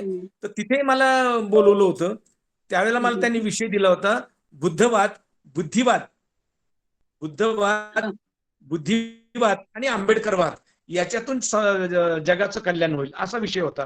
तेव्हा तिथे सुद्धा मी मांडताना हे मांडलं होतं की जपानमध्ये बुद्ध वेगळा पाळतात, तिबेटमध्ये वेगळा पाळतात, चायनामध्ये वेगळा पाळतात, जर्मनीमध्ये वेगळा पाळतात, इकडे ऑस्ट्रेलियामध्ये वेगळा पाळतात, कॅनडामध्ये वेगळा पाळतात. अरे बुद्ध जर एकच आहे तर मग वेगवेगळ्या देशांनी वेगवेगळ्या पद्धतीने का पाळावा. त्यावेळेला मी तिथे बोललो होतो. आजही ते वाक्य भारतीय बौद्ध महासभेच्या इतिहासात आहे. त्यावेळेस मी बोललो होतो की जगातल्या प्रत्येक बौद्ध राष्ट्रांना जर बुद्ध समजून घ्यायचा असेल तर तो बाबासाहेबांच्या चष्म्यातून तुम्हाला समजून घ्यावा लागेल. आणि त्याचं तुम्हाला जर ट्रेनिंग पाहिजे असेल तर तुम्हाला भारतात येऊन भारतीय बौद्ध महासभाच्या अधिपत्याखाली तुम्हाला ट्रेनिंग घ्यावं लागेल. तेव्हा तुम्हाला बुद्ध समजेल. त्यावेळेला बाहेरच्या देशातल्या लोकांनी टाळ्या वाजवल्या ते उभं राहून. अगदी नक्कीच. हे व्याख्यान माझं 8 नोव्हेंबर 2019 झालं होतं. बँकॉक, थायलंडची राजधानी बँकॉक त्या ठिकाणी झालं होतं. सगळे लोकांनी उठून उभे राहून मला चेअरअप केलं होतं. परंतु त्यातले काही भारतातले 1-2 होते त्यांनी विरोधही केला होता की बाबासाहेबांच्या चष्म्यातून म्हणजे नेमकं कसं असं केला होता विरोध थोडसा. ते होतच राहतं त्याला काय तरी. ते होत राहतं पण आपण विझत नाही हे किती चांगलं आहे. सूर्यासारखे तळपत आहोत आपण. आपण नाही विझणार, आपण विझवू शकत नाही. आपण जेव्हा नैसर्गिकरित्या मरण पाहू तेव्हा आपण विझलेलो असू. परंतु बागुल नाही विझणार.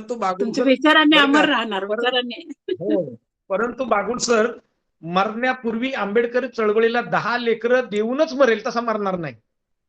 नाही तर अगदी पणच आहे तुमचा आणि ते सहजपणे तुम्ही सिद्ध कराल. आम्ही तुमच्या बरोबर आहात. कोणी नसलं संविधान समितीतून सगळे तयार होतील. हे संविधानाच्या आपल्या समितीतर्फे मुकेश दादा त्यांना मी वचन देते. नुसता शब्द नाही देत, वचन देते. धम्म अभियानाबाबत आपले जे विचार आहेत आणि आपण इथपासून जी रथयात्रा वगैरे काढतो सगळं, तर थोडं तुमच्या दृष्टिकोनातून, तुमच्या भाषेतून आम्हाला बौद्ध धम्म समजावं. जसं आता तुम्ही धम्मपदाबद्दल सांगितलं, तसंच आपले धम्माचे विचार आपण काही सांगितले तर आनंद. याच्यामध्ये आता बाबासाहेबांची जे भाषणं आहेत काय ती बरीचशी भाषणं मी अभ्यासली आहेत. म्हणजे वाचणे आणि अभ्यासणे याच्यात फरक आहे. मी ती अभ्यासली आहेत. हा, परंतु मला एक भाषण बाबासाहेबांचं फार वेळ लावून गेलं. काय म्हणजे त्याच्यातलं एक वाक्य जे आग्र्यामध्ये बाबासाहेबांनी भाषण केलं होतं की पढे लिखे लोगों ने मुझे धोखा दिया. अगदी हे वाक्य माझ्या काळजाला लागलेलं आहे. आणि तुम्ही जर म्हणाल की आतापर्यंत बागुल सरांनी हे का केलं आणि का करतात, कशासाठी करतात, तर बाबासाहेबांचं ते वाक्य मला थोडस बाणेदारपणे उत्तर त्या बापाला द्यायचे की बापा आज जे मी सगळं काम करतोय, आज जे प्रतिकूल परिस्थितीमध्ये उभा राहिलो, आज जे मी सगळं सोसून तयार करतोय, एवढे हल्ले झाले तरी तयार करतोय, याला एकच कारण त्या बापाला मला हे सांगायचंय की हे बापा झाले असतील गद्दार कोणी परंतु प्राध्यापक दिवा बागुल मरेपर्यंत हे बापा तुझ्या विचाराशी बेईमान होणार नाही म्हणून हे काम मी करतोय. काय हा महत्वाचा मुद्दा. आणि दुसरा मुद्दा 25 डिसेंबर 1954 बाबासाहेबांनी दुपारी 3:30 वाजता देहू रोडला जे भाषण केलेलं आहे ते भाषण मला 2005 ते सगळं मिळालेलं आहे. म्हणजे यापूर्वी ते भाषण मला मिळालं परंतु तुकडे तुकडे मिळाले होते.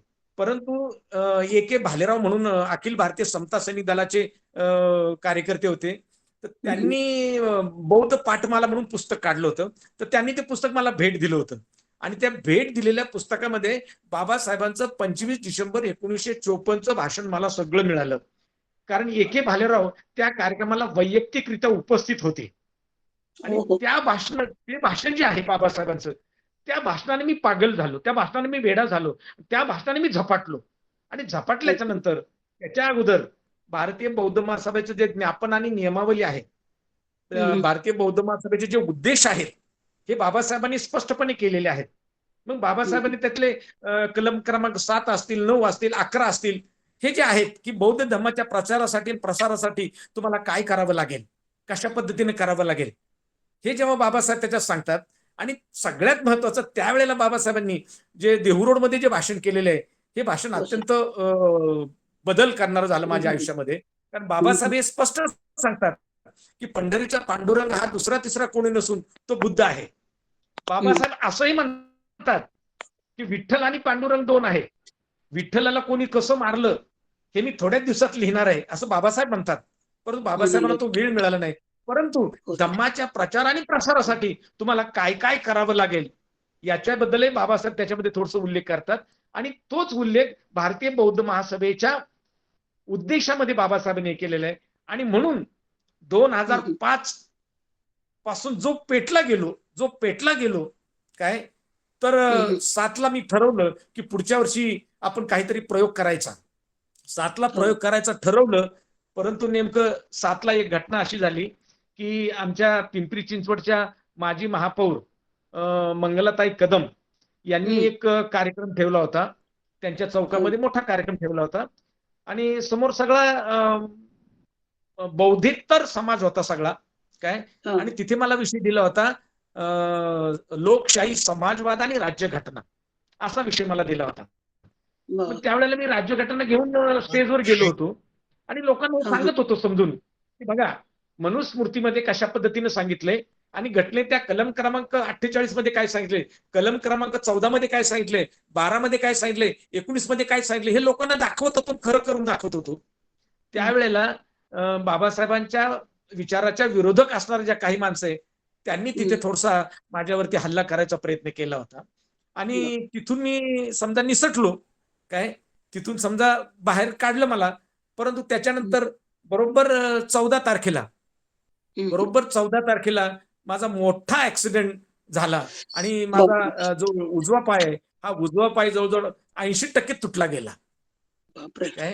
आणि अशा अवस्थेमध्ये मला त्यांचीच लोक आसपास होती आणि ते सांगत होते की अमुक अमुक हॉस्पिटलला याला घेऊन चला. तर मी तेवढ्या अवस्थेत सांगितलं की नाही, मला त्या हॉस्पिटलला नेऊ नका, मला डॉक्टर सुहास कांबळेंच्या साईनाथ हॉस्पिटलला घेऊन जा. मग त्यांनी मला कांबळेंच्या साईनाथ हॉस्पिटलला आणलं आणि मग माझी तिथे दुरुस्ती झाली. परंतु एवढं झाल्याच्या नंतर सुद्धा तो पाय रॉड टाकला, त्याला सरळ केला, तो बसवला.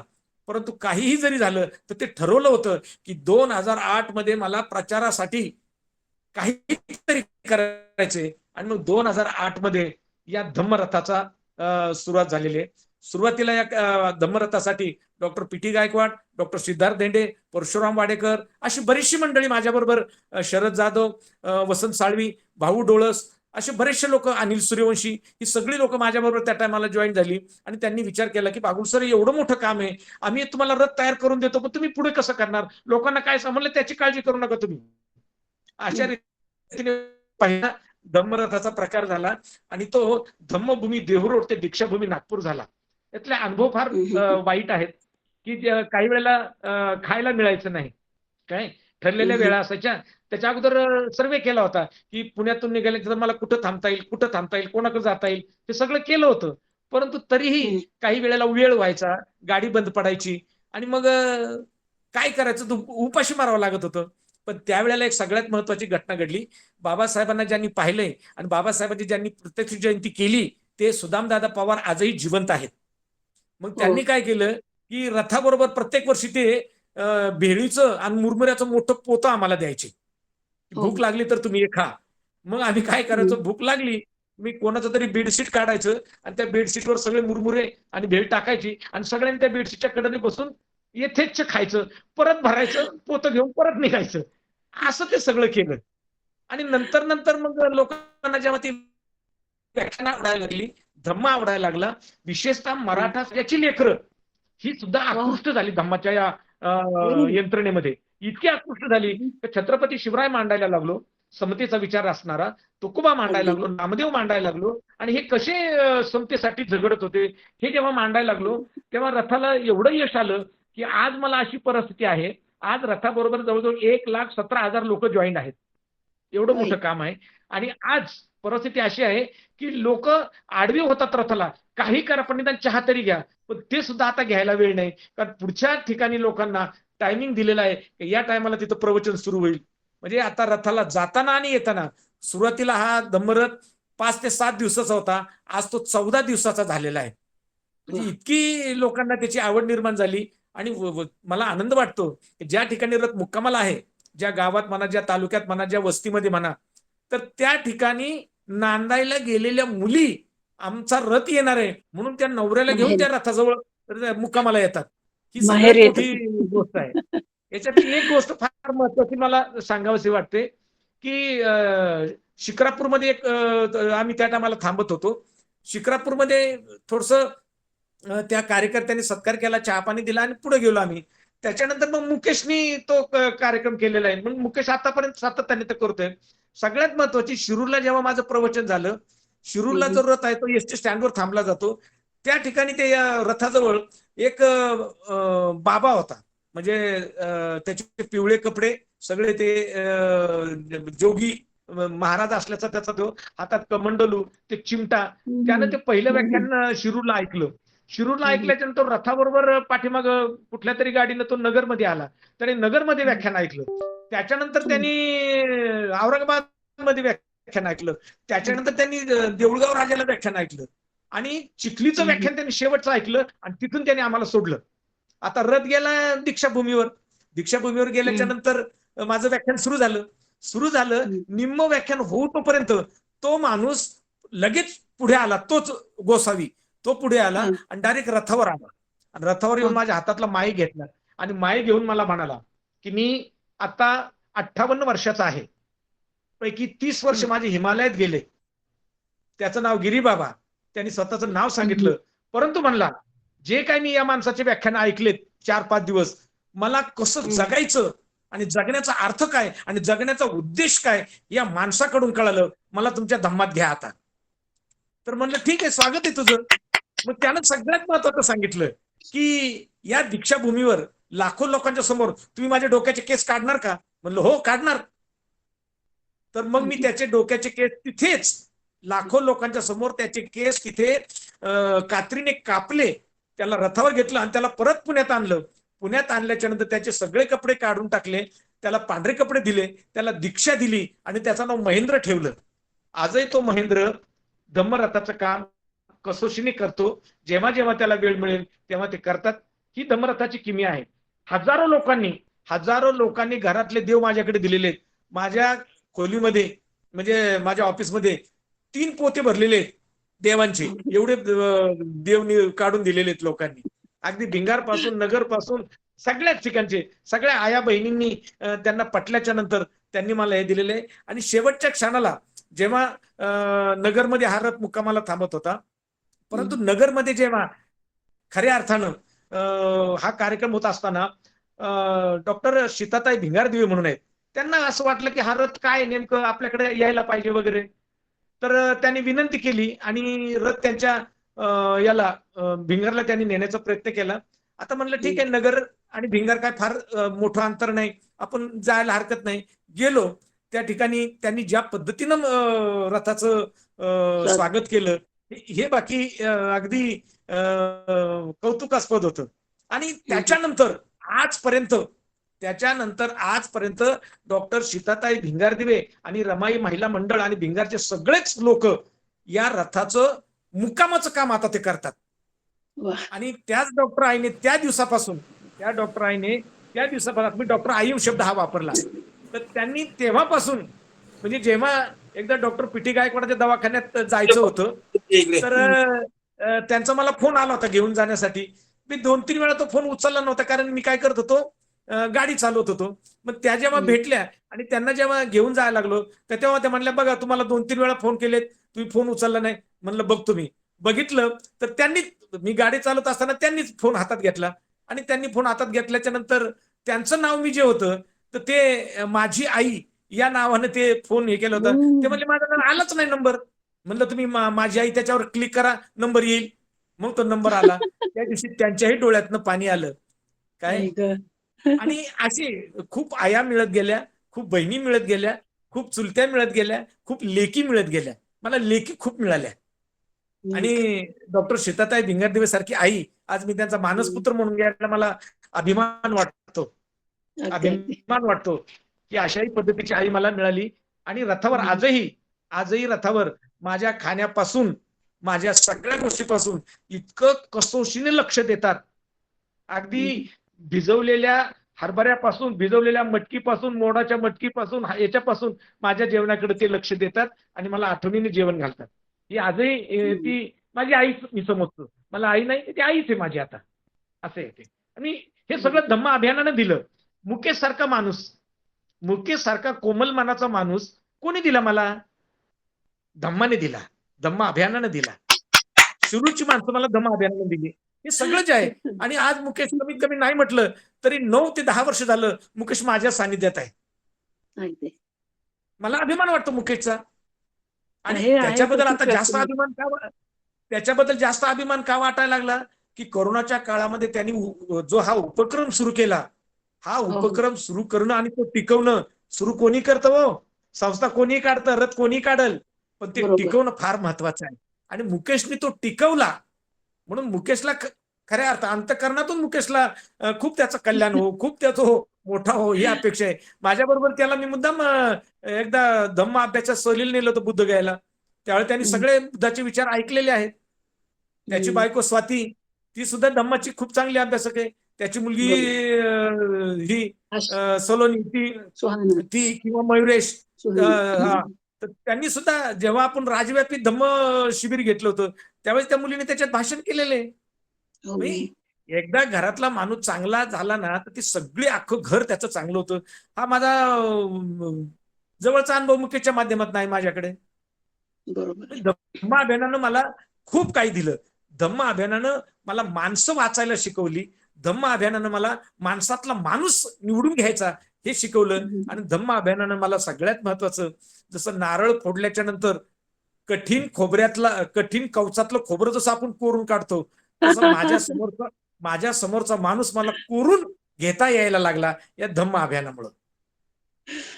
आणि याचं सरळ उदाहरण मी पाहिलंय की आमच्या 1000 व्याख्यानं पूर्ण झाली म्हणून जो आपण कार्यक्रम घेतला पुण्यामध्ये, त्यावेळेला एक छोटासा 5-6 वर्षाचा मुलगा त्यांच्या आई-वडिलांबरोबर येत होता. आई-वडिलांना सोडलं आणि तो तुमच्याकडे आला आणि तुम्हाला इतकं लपेटून घेतलं त्यांनी. मी आश्चर्याने बघत बसलो. मला वाटलं तुमच्या बरोबर कोणी आलंय का? नाही, तर ते तो नाही, तो लहान मुलांना दुसऱ्यांचा मुलगा आहे. सगळीकडे, तर लहान मुलांना सगळीकडेच ते असं त्यांना त्यांना माहित नाही बाबासाहेब ना काय. हं, हं. मग हं, हं. आपल्या वेशभूषेला ते म्हणतात आमचे बाबासाहेब आहेत, आमचे आहे. बाबासाहेब आले. आणि फोनवर राहायला सांगतात, आई बाबासाहेबांचा फोन आला धर, असं म्हणतात पोरं सुद्धा. खूपच छान. आणि एकंदरीत आजचा जो प्रवास तुमचं आपण ऐकलं आहे, तर मला थोडं फॉर्मॅट जर करायचं म्हटलं सर, तर मला असं वाटतं की ज्या 10 पारमिता आहेत, या 10 पारमितांच्या मार्गाने आपण स्वतः अनुसरत आहात आणि त्यामुळे आपले मानसिक, बौद्धिक, सामाजिक, शैक्षणिक जे परिवर्तन आपल्यामुळे होत आहे. कारण स्वतः तुम्ही तसं तेजस्वी आहात आणि 10 पारमितांचा फॉलोअप आपण घेत आहात. मी आमच्या श्रोत्यांना खूपच आज चांगली माहिती आणि उत्तम मार्गदर्शक आपल्याला या ठिकाणी लाभलेले आहेत. तर ते निश्चितपणे आपण त्यांचा मी प्रत्येक वाक्य हे शेवटचं आपण अनुसरू. शेवटचं मी शेवटचं एक वाक्य तुमची परवानगी घेऊन बोलतो. तुम्ही 10 पारमिता म्हणलात म्हणून. हां, सर. तुम्ही लक्षात घ्या की बाबासाहेबांनी हा धम्म स्वीकारताना आणि धम्म देताना आणि घेताना सगळ्यात महत्वाची काळजी घेतलेली आहे, ती म्हणजे आम्हाला 22 प्रतिज्ञा दिलेल्या आहेत. अगदी बरोबर. बाबा तुम्ही तो कधी अजून विचार सोपा केला मार्ग का? आहे. काय तुम्ही विचार कधी केला की बाबासाहेबांनी 25 का नाही दिल्या, 15 का नाही दिल्या, 20 का नाही दिल्या, बाबासाहेबांनी 22च का दिल्या? तर सगळ्यात महत्वाचं मला सांगा की भगवान बुद्धाच्या आयुष्यामध्ये बुद्धाला ज्ञान प्राप्त झालं म्हणजे काय झालं, तर त्याला आपण 4 महासत्य म्हणतो. दुःख हं. आहे, दुःखाला कारण आहे, त्याचा नायनाट करता येतो आणि त्यासाठी मार्ग आहे अष्टशील. म्हणजे भगवान बुद्धाची 4 महासत्य सुखी होण्यासाठी भगवान बुद्धाने दिलेले 8 मार्ग, ज्याला हो. अठ्ठांगिक मार्ग आपण म्हणतो. 8 आणि 4 हम्म. किती झाले? 12. 12. आणि त्यासाठी प्रत्यक्षात अनुसरायच्या ज्या आहेत त्या 10 पारमिता. 12 आणि 10 करेक्ट. किती झाले? 22. 22. बौद्ध धम्माचा हा अर्थ बाबासाहेबांनी इतका समुच्चयपणे आपल्याला सांगितलेला आहे. आपण याच्याकडे लक्ष केंद्रित केलं पाहिजे. कारण बाबासाहेबांनी हा धम्म देताना फार फार काळजी घेतलेली आहे. बाबासाहेबांनी सगळ्यात महत्वाचं काम केलं की 22 प्रतिज्ञा दिल्या, हा एक भाग. दुसरी गोष्ट एक काम केलं, माझा उपासक संघ आणि उपासिका संघ यापुढे काम करतील. तुमचा भिक्खू संघ माझ्याबरोबर येवो तरी स्वागत, नाही आला तरी दुःख नाही, पण माझे 2 संघ काम करतील. आणि तिसरं बाबासाहेबांनी सांगितलं की आजपासून दरेकाला दीक्षा द्या, दरेकाला शहाणं हो. करा. म्हणजे आता बौद्धाचार्यांची किंवा भंतेंची आवश्यकता आहेच असं नाही. खेडेगावात कुठं भंते मिळणार आहे दीक्षा द्यायला? नाही. म्हणून बाबासाहेबांनी या 3 गोष्टी धम्म स्वीकारताना महत्वाच्या केलेल्या आहेत की 22 प्रतिज्ञा दिल्या, उपासकानं दरेकाने द्यावं, आणि सगळ्यात महत्वाचं की या ठिकाणी धम्म देताना आणि घेताना 22 प्रतिज्ञा आणि या 3 गोष्टी बाबासाहेबांनी ज्या पद्धतीने दिलेल्या आहेत याच्याकडे आपण विशेष लक्ष द्यावं. मुळात बाबासाहेबांनी बौद्ध धम्म का स्वीकारला याच्यावर सेपरेट आणि प्रवचन सेपरेट कार्यक्रम होतो. बरोबर. याच्यावर आपण वारंवार विचार केला पाहिजे. एवढी अगदी बरोबर. प्रलोभनं बाबासाहेबांना होते. शीख लोकांनी तर सांगितलं होतं की तुमच्या वजनाची तलवार तुम्हाला देऊ. बाबासाहेबांनी नाकारलेले ते. बाबासाहेब इंग्रजांच्या कॅबिनेट मंत्र्यामध्ये मंत्री होते हो. देश स्वतंत्र होण्याच्या अगोदर. हो सर. हे जी मोठमोठे धरणे आहेत, बाकरा नांगल, सतरज, हिराकुडी योजना, हे बाबासाहेबांची संकल्पना आहे. तरी बाबासाहेबांनी त्यांचा ख्रिश्चन धर्म स्वीकारला नाही. याच देशात जन्मलेला, याच देशात निर्माण झालेला आणि याच देशात संपलेला धम्म पुन्हा एकदा बाबासाहेबांनी साजिवंत केला आणि तुम्हाला मला माणूस बनवलं. आणि आज मी तुमच्या पुढे जो बोलतोय तो बाबासाहेबांनी माणूस बनवलं म्हणून तुमच्याशी बोलतोय. तुम्ही जे ऐकत आहात तीही बाबासाहेबांची किमया आहे. 33 कोटी देव यांनी काही नाही केलं माझ्यासाठी. माझ्यासाठी माझा बाप भीमराव आंबेडकर नावाचा बाप हा सर्वश्रेष्ठ आहे आणि मी त्याचा अनुयायी आहे, याचा मला अभिमान वाटतो. खूपच उपकृत केलं सर आपल्याला. मी पुढचे सूत्र आदरणीय मुकेश दादांकडे देते. धन्यवाद ताई. छान अशी आजची चर्चा रंगली होती. महत्वाचे मुद्दे ताईंनी या ठिकाणी शोधून सर्वांना प्रश्न विचारलेले आहेत. तर मला एक शेवटचा प्रश्न असा विचारावासा वाटतो. आपल्या ज्या जुन्या चालीरीती आहेत त्या चालीरीतीमध्ये आपण बरेचसे जे स्वतःला कट्टर बौद्ध समजतात ते लग्नाच्या अगोदर हळदी लावतात. तर त्या संदर्भात आपण थोडंसं, कारण मी 2 दिवसापूर्वी एका ग्रुपवर चर्चा ऐकली की त्यांनी असं म्हटलं की लग्नाच्या अगोदर जर हळद लावली तर काय गुन्हा आहे किंवा काय त्याच्यामध्ये तोटा आहे. त्यांनी असं सांगितलं की लावावी, बौद्धांनी लावावी, असा त्याच्यामध्ये प्रश्न होता. आणि त्यांनी असं उदाहरण दिलं की हळद ही एक औषधी वनस्पती आहे, काहीच हरकत नाही. तर त्या संदर्भात आपण थोडीशी माहिती द्यावी, कारण आपल्या प्रत्येक श्रोत्यांपर्यंत त्या प्रश्नाचं उत्तर देऊन त्याची माहिती. श्रोत्यांनो, बाबासाहेबांची अपेक्षा होती की माझा समाज शहाणा व्हावा, माझा समाजाने चिकित्सा करावी आणि माझ्या समाजाने सत्य शोधण्याचा प्रयत्न करावा. झालं उलटच. आज जर बाबासाहेब असते चळवळीमध्ये शहाणी लोक निर्माण होण्याच्या ऐवजी चळवळीमध्ये अतिशहाणी लोक जास्त निर्माण झाली. आज जर बाबासाहेब असते तर त्यांनी बाबासाहेबांच्याही चुका काढल्या असत्या. हे लक्षात घ्या. आता ज्या जुन्या चालीरीती आहेत काय हजारो वर्षाच्या, 5000 वर्षापासूनच्या, मी म्हणतो त्या जाणार नाहीत, काय हरकत नाही. परंतु त्या घालवण्यासाठी बाबासाहेबांचं बोट तुम्ही धरलेलं आहे का? जर बाबासाहेबांचं बोट धरलं असतं तर असं झालं नसतं. मी 2 मेला साताऱ्यावरनं आलोय आणि डायरेक्ट लग्नाला उभं राहिलो. कुठं हळद होती, कुठं काय होतं, कुठं माझं वाटोळ झालं. सगळ्यात महत्वाची गोष्ट लक्षात घ्या, हळद हा अँटीबायोटिक आहे.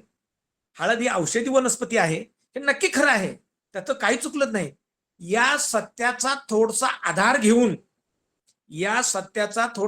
घेऊन काही लोक परंपरेला उचलून धरतात. हे बाबासाहेबांना अपेक्षित नाहीये. हे लक्षात घ्या. बाबासाहेबांना ही अपेक्षा नाहीये. आता उघडच बोलायचं जर ठरलं तर मला सांगा, जास्तीत जास्त हळद कुठं उधळली जाते, तर ती खंडोबाजवळ उधळली जाते. बरोबर आहे. कित्येक टन हळद तिथं उधळली जाते. असं कधी विचार केला का हो? जर ती अँटीबायोटिक आहे, जर ती चांगली आहे, तर एवढी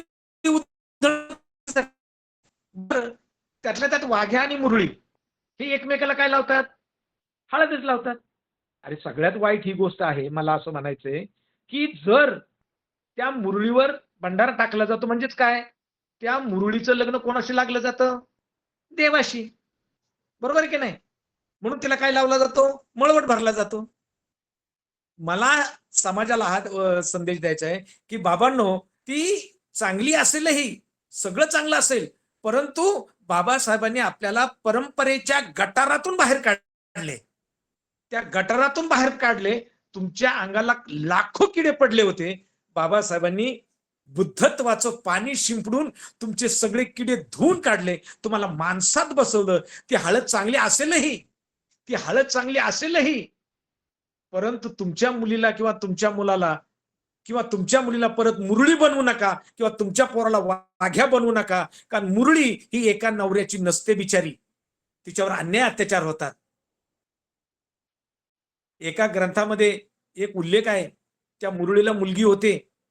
मुलगी जेव्हा शहाणी होते, बोलायला लागते, तेव्हा ती मुलगी सहजपणे विचारते, माय माय मला सांग, माय बाप कोण? तर म्हणजे तुझा बाप देव आहे, खंडोबा आहे. म्हणजे माय माय मला सांग, तुझा नवरा कोण? तर म्हणली खंडोबा. मग म्हणली सांग माय माय, आता माय लग्न कोणाबरोबर होणार? तर म्हणली बाळा, जशी मी देवाची मुरळी आहे, तसं तुला उद्या देवाशीच लग्न करावं लागेल. ते लहान लेकरू विचारते, माय मला सांग, जर तुझा नवरा खंडोबा जर तुझा नवरा आहे, तर तो माझा बाप आहे, आणि मी कसं त्याच्याशी परत लग्न करणार? मला हे सांगायचं या कथेतून, ती एवढीशी मुलगी जर आईला चिकित्सा करून जर अशी सांगते, तर आजचा स्वतःला सो कॉल्ड शहाणा म्हणवणारा अतिशहाणा समाज हे काय ऍक्सेप्ट करत नाही की बाबासाहेबांनी हे नाकारले म्हणून? आपल्याला हे सुद्धा नाकारता आलं पाहिजे. आणि बाबासाहेबांनी त्यासाठी तुम्हाला चिकित्सा शास्त्राचा अधिकार दिलाय ना, तुम्हाला चिकित्सा करण्याचा अधिकार दिलाय ना. तुम्ही का करत नाही? त्या काही लोकांना तेच करायचं.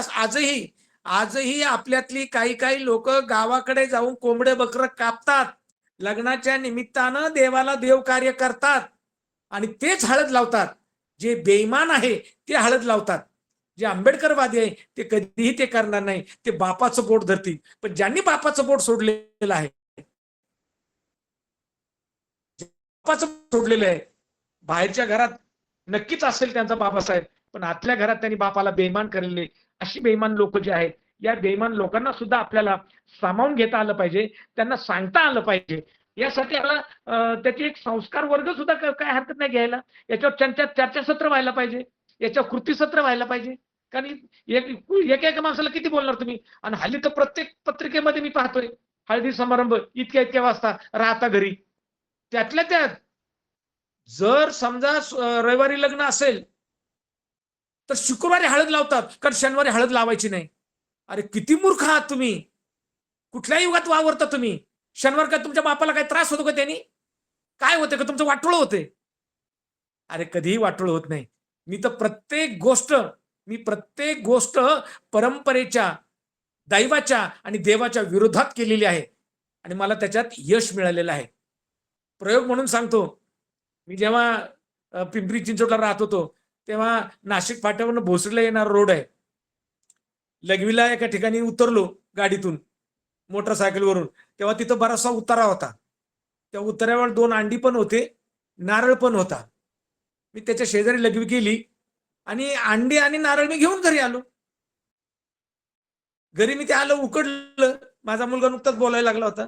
मी त्याला दिले ते, आणि नंतर आईला सांगितलं की अंड कुठलं होतं माहिती का तुला? आईनी जी शिव्या द्यायला सुरुवात केली, शेवटपर्यंत शिव्या द्यायला सुरुवात केली.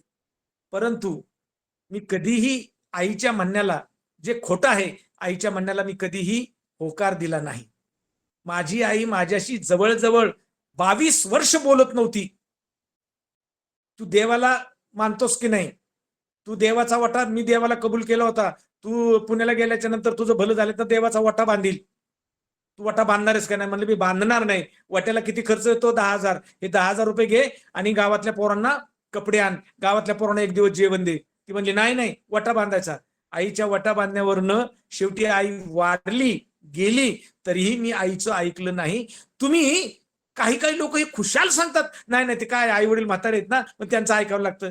अरे त्यांना दुखू नकोस, त्यांना दुखू नकोस, परंतु निश्चित विचार करणं हे तुझं काम आहे ना. तू परंपरेला खतपाणी का घालतोस? परंपरेला खतपाणी घालून तुम्ही आंबेडकर वादाला पुन्हा पाठीमागे नेत आहात.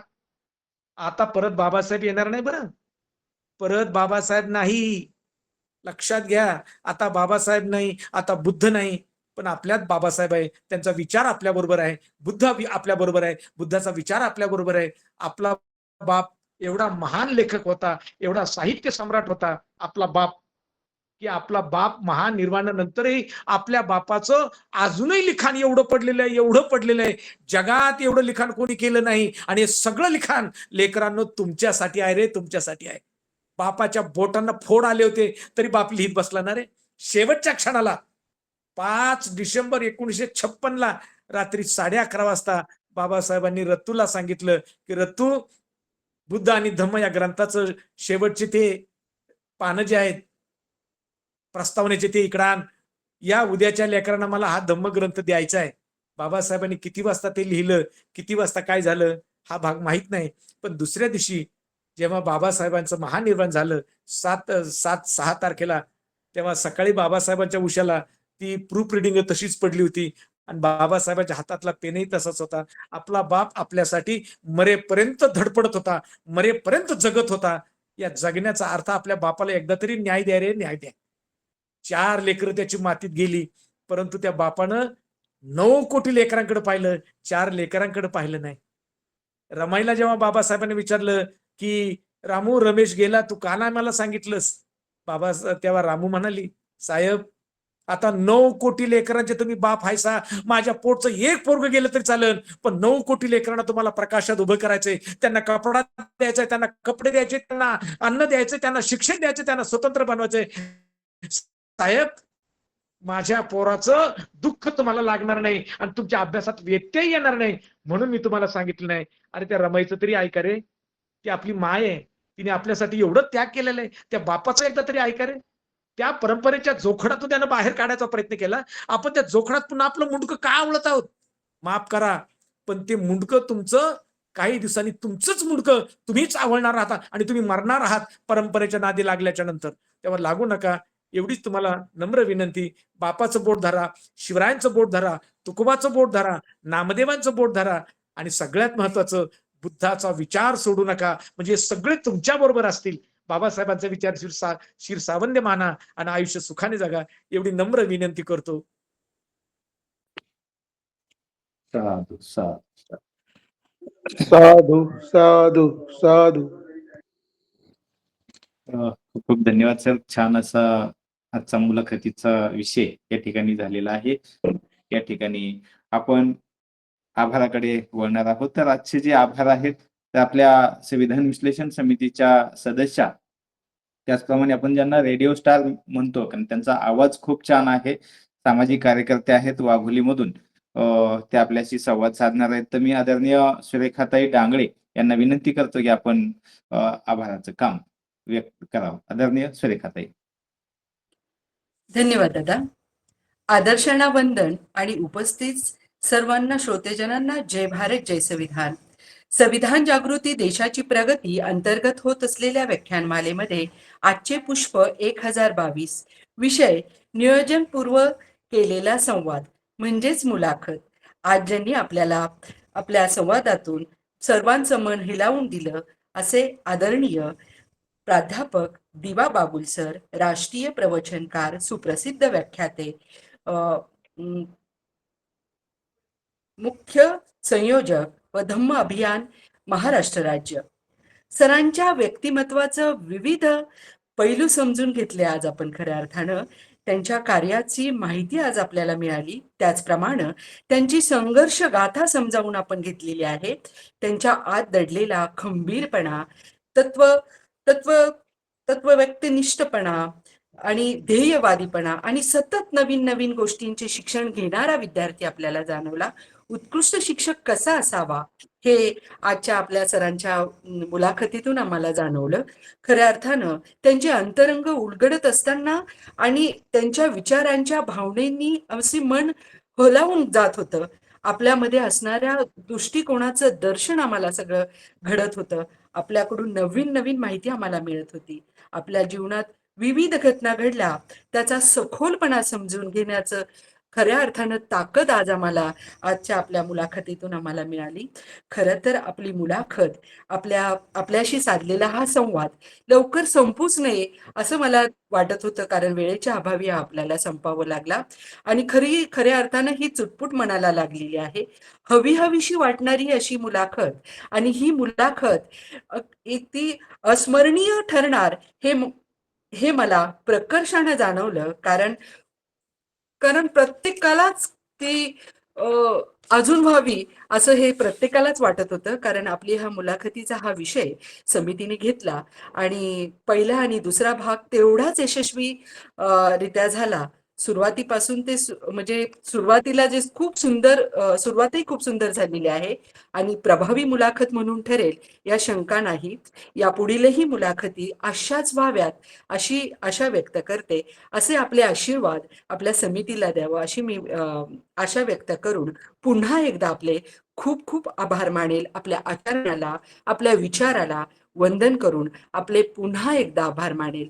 आपल्या आयोजक ग्रुपचेही आभार. आपले आयोजक ग्रुप आहेत बहुजन हिताय, बहुजन सुखाय ग्रुप शिक्रापूर, संविधान विश्लेषण समिती महाराष्ट्र आणि द्वारकामाई महिला व बालकल्याण मागासवर्गीय विकास संस्था त्रिवेणी नगर या तिन्ही आयोजकांचे मी मनोभावे आभार व्यक्त करेन.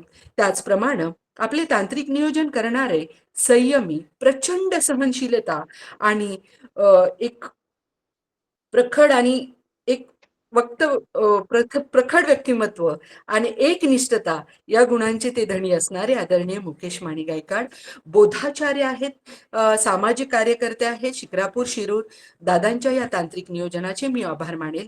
आणि खऱ्या अर्थानं मुलाखत हा विषय दोन्हीही भाग यशस्वी होण्याचं श्रेय आज उत्कृष्टाने जाणवतं. आणि ती मुलाखत घेणाऱ्या त्या आदरणीय आपल्या शारदाताई रामचंद्र लोंढे, सेवानिवृत्त आहेत ताई, सहाय्यक प्रशासन अधिकारी पिंपरी चिंचवड, ताईंचेही खूप खूप आभार मानेल. कारण प्रश्नाची निवड कशी असावी आणि आधीच्या प्रश्नाची सांगड नंतरच्या प्रश्नाशी कशी असावी आणि प्रश्नाचा क्रम कसा असावा, उत्तर लक्षपूर्वक ऐकून म्हणजे इक्वेटिव्ह म्हणजे एक असं म्हणजे स्किल, लिसनिंग स्किल कसं असावं हे ताईंकडनं खरं मला शिकायला भेटलं. कारण लक्षपूर्वक ऐकून कौशल्य आत्मसात करावं हेही ताईंच्या आजच्या या मुलाखती घेतल्याच्या माध्यमातून आज आम्हाला खूप शिकायला मिळालं. खूप खूप ताईंचे मी या ठिकाणी धन्यवाद मानते. त्याचप्रमाणे मी आदरणीय सुभाष सोनवणे सरांचं, त्याचप्रमाणे आदरणीय कोटांगळे ताईंचेही मी खूप आभार मानेल. या दोघांच्याही कार्याला वंदन करते. आज मला खऱ्या अर्थानं आभाराची संधी दिली आणि त्याबद्दल मी समितीचे मनोभावे आभार व्यक्त करते. आणि पुन्हा एकदा मी आदरणीय बागुल सरांचे मनोभावे आभार व्यक्त करते. आणि मनापासून इच्छा आहे सर, आपलं पुस्तक निघावं ही मनापासून इच्छा आहे. आणि माझ्या या आभाराला पूर्ण विराम देते आणि सर्वांना जय भारत, जय संविधान. खूप खूप खूप खूप धन्यवाद ताई. ज्यांनी आभार मानले अशा आपल्या संविधान विश्लेषण समितीच्या सदस्य आदरणीय सुरेखाताई डांगळे यांचा सुद्धा मनापासून आभार व्यक्त करून आजचा हा मुलाखतीचा जो आपला विषय होता तो आज या ठिकाणी संपलेला आहे. सर्वांना नमो बुद्धाय, जय भीम, जय भारत, जय संविधान.